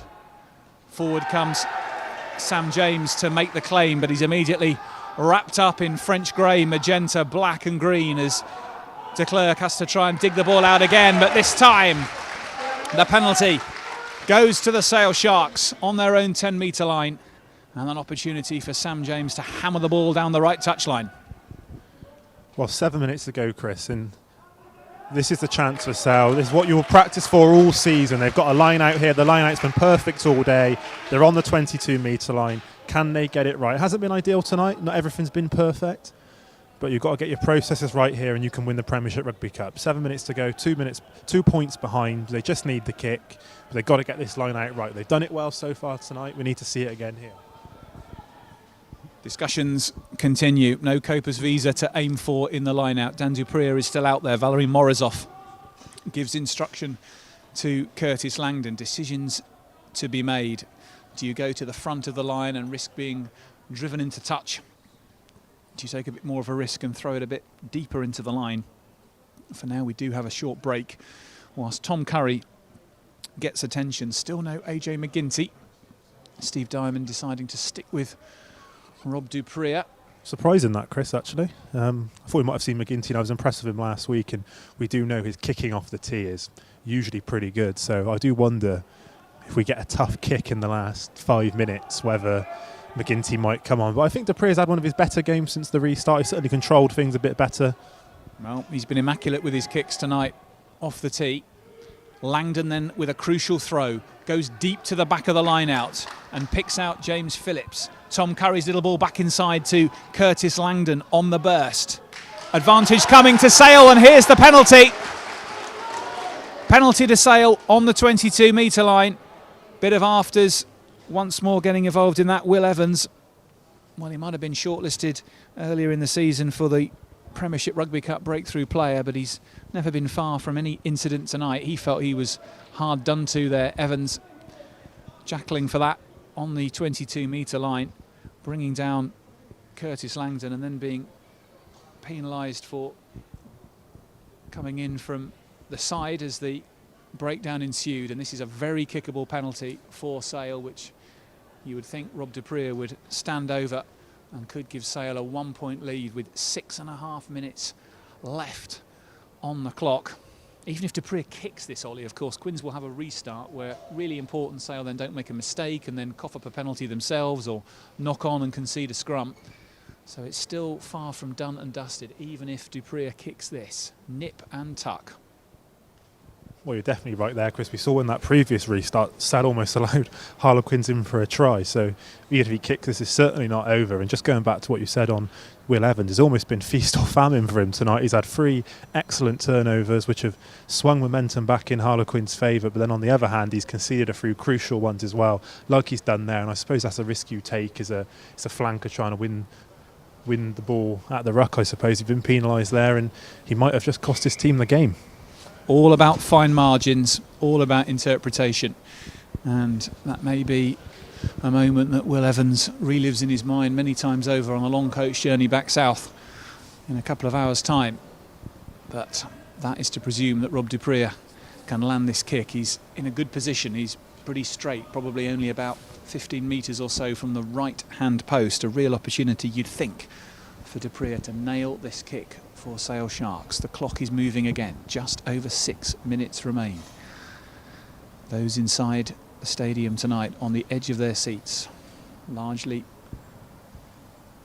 players not selected or unavailable for the two clubs. You'll hear the Sale reaction if Dupree can land this kick. Absolutely pin drop silent inside the AJ Bell. Dupree with a straight approach looks at the posts and then the ball, then the posts, then the ball again, and he begins his run now. Number 10 on his back. Dupree strikes it right-footed. Never looked like missing for 1 second. And Rob Dupree gives Sale the lead. 20 points to 19. And we have played 75 minutes at the AJ Bell. Well, that looked easy, Chris, but those kicks never are easy. And I think, didn't Dupree miss quite an easy kick against Quins in the league game back at the Stoop in August? But he's nailed that one there. And all the Sale non-playing players in front of us have gone up in a massive cheer. They know how important that is, but there's still 5 minutes to go. Restart from James Lang is launched high up and it's not cleanly taken. Quins managed to secure possession after Sale can't manage to do so. And it's Wilco Lowe driving it forward for the visitors. They're not done yet. Sale desperate to ensure that both the line stays intact defensively, but also that no penalty is conceded. Landadjo goes back to Aaron Morris, who's hit with a huge hit in midfield. Landadjo, though, has got the ball at his feet. It's Harlequins' possession. Elia to Lang. Mike Brown in the line. The Sale defence is out quickly to make the crucial tackle just inside their own half. Still 4.5 minutes left on the clock. Quins recycle once more. At the breakdown, Landadjo waits, pops it short. Still anybody's game. Quins, though, needing to score. Sale with a priceless 1-point advantage. Win the penalty at the breakdown. Well, Quins have lost their shape a little bit, Chris. I feel like Kerr and Smith coming off haven't quite been able to adapt to that change, and look who it is coming out of the ball. Tom Curry on the floor, winning the turnover, does what he does best, and now it's Sale's turn to try and manage that clock. They've got the penalty, And perhaps maybe they'll look for the try. They can kill the game off here, Chris, with a try. Good kick from Sam James to the corner. A Sale try here would undoubtedly secure the cup for Steve Diamond's side. Quins are not going to get 2 scores back in the time that remains, and the clock continues to run down, and Sale will be in no hurry whatsoever as they work their way up to this line-out position. Halfway inside the Harlequins 22. Are Steve Diamond's side going to secure silverware for the first time in 14 years? It's been one heck of a wait, and the job is not done yet. Langdon to the front. James Phillips has been super solid since coming off the bench. He secures possession for the Sale Sharks. The maul forms, and it's a decent drive. There's a bit of momentum. Sale have got to try and keep it going. And Tom Foley's arm is outstretched, but on we go. Tuilangi finds Sam James. It's very loose for Sale. Yard picking up the loose ball. Yard trying to take advantage of some broken field. It looks like the advantage is going to come Sale's way in any event. And then de Klerk spots a space down the left-hand side, and de Klerk cuts inside. And Faf de Klerk scores the try that surely secures the Premiership Rugby Cup for the Sale Sharks. Cometh the hour, cometh Faf de Klerk. What a moment, Chris. He just went down that blind side, and I couldn't see it. You couldn't see it to start with, and there was no one stopping him when he saw that then. And what a moment, Chris. Faf de Klerk scores the try, and that is surely now the Premiership Rugby Cup final for Sale. Brilliant work from de Klerk, spotting the gap on the left-hand side. Credit to Tom Foley, the referee, for playing the advantage. It looked like there wasn't much on, but when Yard managed to release de Klerk sprinted down the left-hand channel. And for all money, it looks that Harlequins' valiant effort to come to the AJ Bell and spoil the party is going to be in vain. The clock continues to run down. Less than 2 minutes remain. Sale Sharks 25, Harlequins 19, with the conversion to come.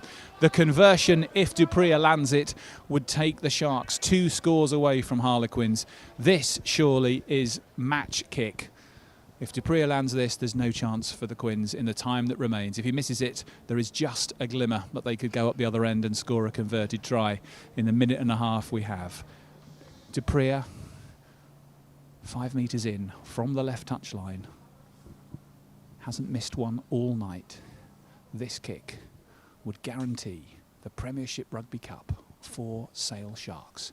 Dupria, right-footed, shapes and drills that over the posts. Rob Dupria knows what that means. The Sale Sharks know what that means. 27-19 is the lead.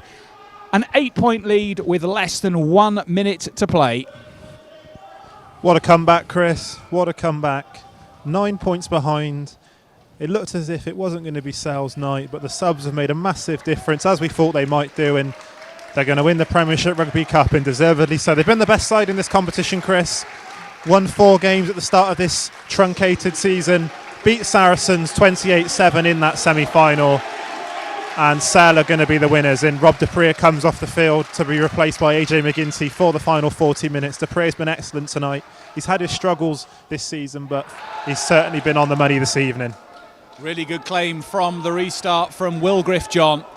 Harlequins know that the clock is against them now. Sale Sharks trailed for a long period in this match. They were 19 points to 10 down with just 13 minutes remaining. But in the last quarter of an hour of the game, they have brought on the big guns. They've shown the depth, they've shown the quality, the experience and the game management skills required to secure a piece of silverware. The long wait is about to come to an end. 5 seconds on the clock. Faf de Klerk waits. They wait for the clock to run dead. De Klerk is poised. It goes back to Sam James, who kicks the ball into the stand. And that is victory for the Sale Sharks by 27 points to 19. They are the winners of the Premiership Rugby Cup 2020. Ollie Lathrope. What a brilliant game, Chris, and what a result for Sale Sharks. As you said, it's been far too long, 14 years in fact, and the celebrations on the pitch show just how much it means to all the Sale Sharks players. They deserve it tonight, Chris. They've had to get over a bit of adversity in this game. They've come from behind, they've shown all their credentials, and are the Premiership Rugby Cup champions. Well, Sale have been given a real run for their money tonight, Ollie. Harlequins came north. Not many gave them too much of a chance. Certainly league form would suggest that it was going to be Sale's to lose tonight. But Paul Gustard's organisation and his team's discipline and work ethic gave them every opportunity, and when James Chisholm scored a try in the 32nd minute to give them the lead, it did look perhaps that an upset could be on the cards. It took Sale a long time in this second half to score. In fact, we had over 50 minutes on the clock between Curtis Langdon's try and Rob de Prea's penalty in the quarter of an hour mark until Dan de Prea's try in the 67th minute. So it was a long time that Sale had to wait and be patient, absorb pressure and gradually build the phases. But in the final 13 minutes of the match, tries from Dan de Prea and Faf de Klerk, both converted by Rob de Prea, changed the hue of the game and ultimately took Sale to victory, and Rob de Prea confirmed as man of the match. Well, deservedly so, Chris. He's made those kicks at the end to win the game. He's controlled the game well, and I don't think anyone can have any complaints that he's the man of the match. But what a great all-round team effort from Sale. I'm sure Steve Diamond picked his side in the week, looking at what impact the subs can make, and they were the difference. For a long period, Sale struggled to get into the game, but we saw those difference makers, and no one better than Faf de Klerk at the end, bursting down the blind side to score the winning try and secure victory, as we see the players out on the field now preparing to receive the trophy. Nice to see the Quins and Sale players getting together for a chat. Danny Kerr and Denny Solomona, Manu Tuolangi, having a chat. Kerr was excellent tonight, as were most of the Quins side. I thought the Quins halfbacks in particular were very, very good, and perhaps changing Smith and Kerr, was that the right thing to do in that situation? I'm not quite sure, but at the end of the day, Sale deserved winners. Yeah, difficult one, isn't it? Danny Kerr looked like he was in such control, managing the game from 9. You wonder whether his removal a few minutes from the end was important at that stage. That was before the de Klerk try and the Rob de Prea conversion that really closed the door on Quins in the latter stages. But perhaps his game management might have been handy. You don't know, though, whether his tank was empty and the moment was there for Martin Landagio, international himself, of course, to try and come on and pick up a similar remit. It's a sad end for Chris Robshaw, 15 years a Harlequin, England captain, of course, on 43 occasions. He will bow out as a Quins player. It remains to be seen whether he features in Quins' last 2 Gallagher Premiership matches this season. That would have been a nice end for him before he heads off to the United States to continue his club rugby there and to say farewell to the Stoop. But for the Sale Sharks, a real milestone tonight. Ever since the takeover by Simon Orange and Jed Mason, opportunity has abounded. The ambition of the club has been reset. The quality of players that have been recruited has set the bar high for what Sale might be able to achieve. And this is the first piece of silverware in the new era. And who knows, Ollie Lathrop, in a few weeks' time, there might be its big brother, the Gallagher Premiership. Who knows? Well, some people turn their nose up at this competition, Chris, but I don't think they should. It's an opportunity to win silverware. We've seen Sale from the start take this competition seriously. 9 of the sides that started tonight started on that game against Newcastle a year ago. So Steve Diamond has made it very clear he wants to try and win this competition. In the semi-final, we saw Sale put out a very strong side against a slightly weaker Saracens side. So Diamond has been clear from the start this has been a target, and they deserve the win. They've won all their games in this competition. They've won quite a few of them quite convincingly. It's a bit of a struggle tonight at times, but they're the Premiership Rugby Cup champions, and rightly so. Well, it's an opportunity for reflection. The Harlequins players form the traditional circle, arms together. No doubt some consoling words from Chris Robshaw and others in there as Quins reflect on what might have been and what indeed nearly was. Certainly for a good chunk of this game, they had Sale where they wanted them, and Sale had to really dig deep to find a way out of trouble in the last 13 minutes. The power of Dan du Preez, prominent from close range as he crossed the whitewash for the 7th time this season. What an impact, Ollie, he's made at number 8. Oh, he's been superb, Chris. Well, all 3 de Prea brothers, I thought tonight were absolutely excellent. They've been a real linchpin of how successful this Sale side have been this season. And Dan in particular, particularly before the lockdown, he was excellent. And he showed that again tonight. Rob controlled the game. John Luke had a good game in the second row. They're so adaptable, all 3 of them. And they clearly get on as well, as you would expect from 3 brothers. And Sale, as we've seen all season, know how to get the job done. It didn't quite work against Bath last week, but what we have seen throughout the season is Sale can win those games that perhaps they haven't been able to win in the past. They might have lost this game last season. The Premiership Rugby Cup is on its plinth. It's ready to be lifted. Rohan Janse van Rensburg, baseball cap reversed. He had a massive game tonight. walks past it, the Sale players know they have to wait for the moment to be called forward and to have the opportunity of lifting the silver and gold trophy which awaits them. Still a bit of post-mortem for the Harlequins players to contemplate. They stand in small groups still on the field of play, and I'm sure they will be gracious in defeat as they see the Sale Sharks step forward. All in white tonight, the Sale Sharks, in their kit for this competition. Those shirts are going to be famous for many years ahead. The shirts when Sale ended the drought, brought that unwanted run to a conclusion. The team unbeaten in this competition, #1 seeds who have fought their way through to the final. Well, they had to dig deep in some of the group games best part of a year ago to get past the likes of Saracens away and Wasps at home when the odds at times were against them. Tonight again, they had to dig deep when it mattered. They had to turn it round, but sometimes when you get into that winning habit, momentum can drag you through even when the scoreboard and the clock look like being your foes. We just await the presentations to be prepared. There will be some big celebrations from this Sale side. It was a long time ago that Sale fans had the chance to celebrate silverware. Sadly, none in the stadium tonight can be here to see this moment, but hopefully in time they can reflect and enjoy and come together once more to celebrate with their Sharks, their time, Shark time, as they pick up the trophy of Premiership Rugby Cup winners for 2020. The Sale players step forward collecting their medals. Social distancing meaning there is no person to hand them from close range, but each Sale player getting applauded by the Quins players to their credit and the Sale staff who have been able to be here tonight. The Sale players gather in their white t-shirts around the Premiership Rugby Cup winners 2020 sign. There's an opportunity for them to celebrate in style in a moment, and the last man forward to collect his medal is Jono Ross.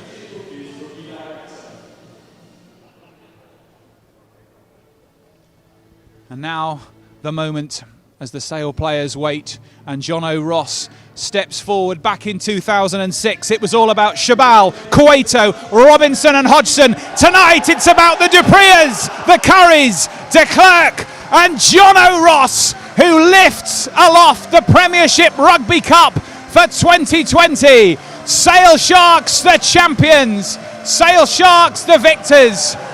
And for the first time in 14 years, there is silverware in Manchester.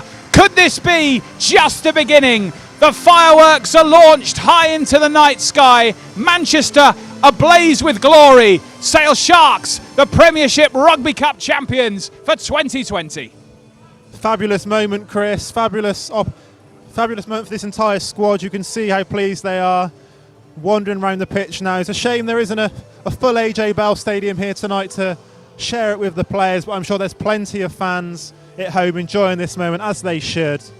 Sale Sharks are Premiership Rugby Cup champions. All the hard work,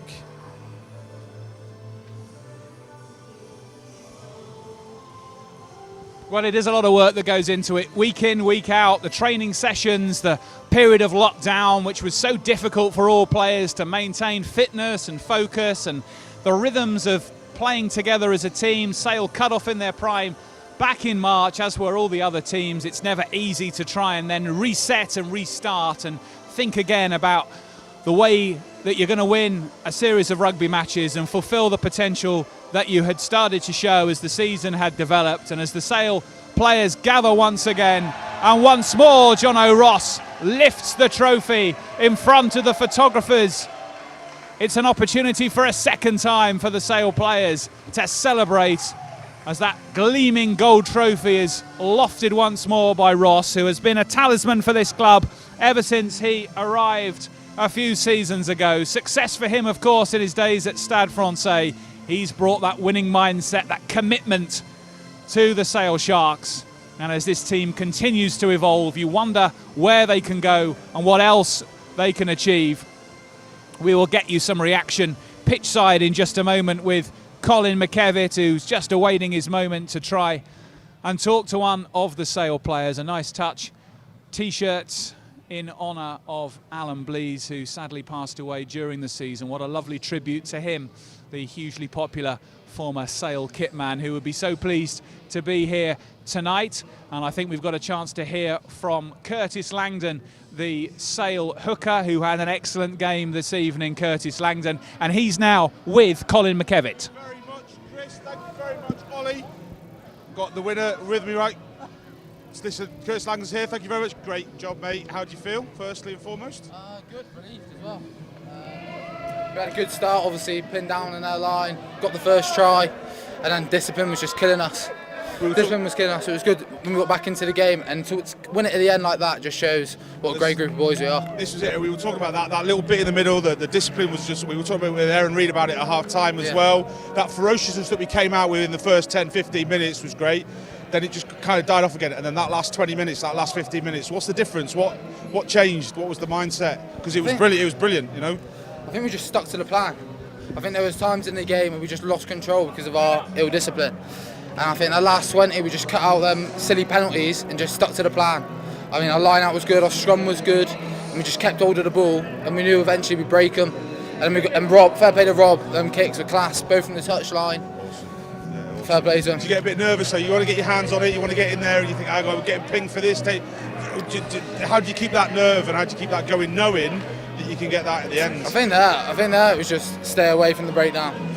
Just stay away from the breakdown. It was pretty chilled. I knew I felt in control. We felt like we were in control. We were just playing against ourselves at times. And I think when we just kept control and just did us, it worked and we got over the line. When you sit there, you're watching that ferociousness, that hitting that ball, hitting that line. It's beautiful to watch. That confidence that we seem to have when we're going forward and making them hits, it's beautiful to watch. And like you say, those little pings, you take a hand of it. But to come back like that, mate, that's pretty impressive, I think. You must be really happy. Oh, buzzing. Yeah? Well, listen, I'll let you go back with them. We'll grab somebody else in a bit. Cheers, I can't shake your hand. I can't give you high fives or any of that rubbish. But listen, mate, go and enjoy that. Thanks well a lot. deserved. Cheers. Thank you. Good job. Back up to Chris and Ollie now, or are they just they're having a break? No, they're having a break. We will try and get somebody else shortly. Stay tuned.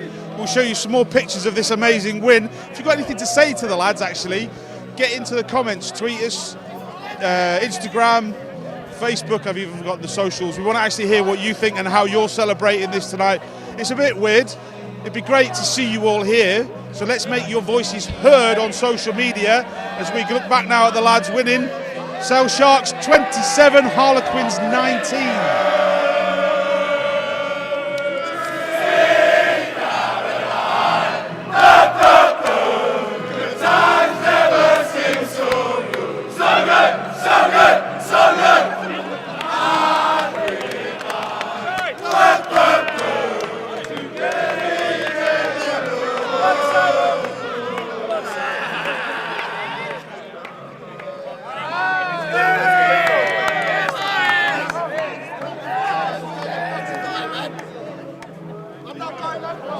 Thanks for joining us.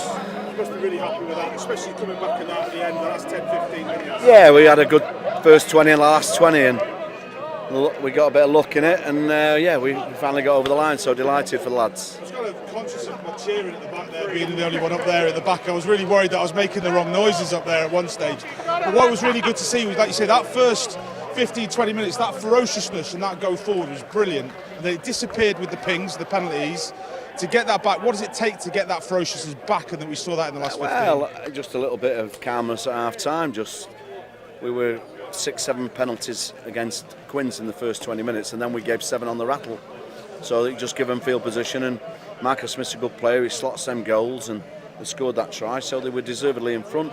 Second half, after the first 10 minutes, we got hold of it. We had a few balls went down, but we stuck in it, and it'll serve us well for the next 2 weeks. Curtis said we spoke to Curtis Landon before, and he said you kind of sometimes you're playing against yourself sometimes when you're making those mistakes. To try and switch it back then to know what you can do as a team like that, it must, as the gaffer, it must feel really good to see the guys. Well, they've shown a lot of composure, so I'm delighted about that. But again, sometimes I don't think we know how good we can be. But we'll have a good night. We've got a socially distanced night planned. And then it'll serve us well for Northampton and Worcester in the last throes of the Premiership. And we were actually talking about that right at the start of the broadcast today, about setting a precedence, a marker for the rest of the next 4 games. You know, we're definitely setting a message out here, aren't we? Well, hopefully so. We just get our basics right and take a good team to beat us. Absolutely. Thank you so much. Appreciate it. We'll catch up with you soon. Cheers. Thank you. Take care. Great stuff. That's the point. We're putting down a marker. We really want to win this league, don't we? And we really want to do well. Top 4 isn't a pipe dream with this team, with this club. You're at home. Send us your messages. We'll get chatting to the boys later on. Thank you very much.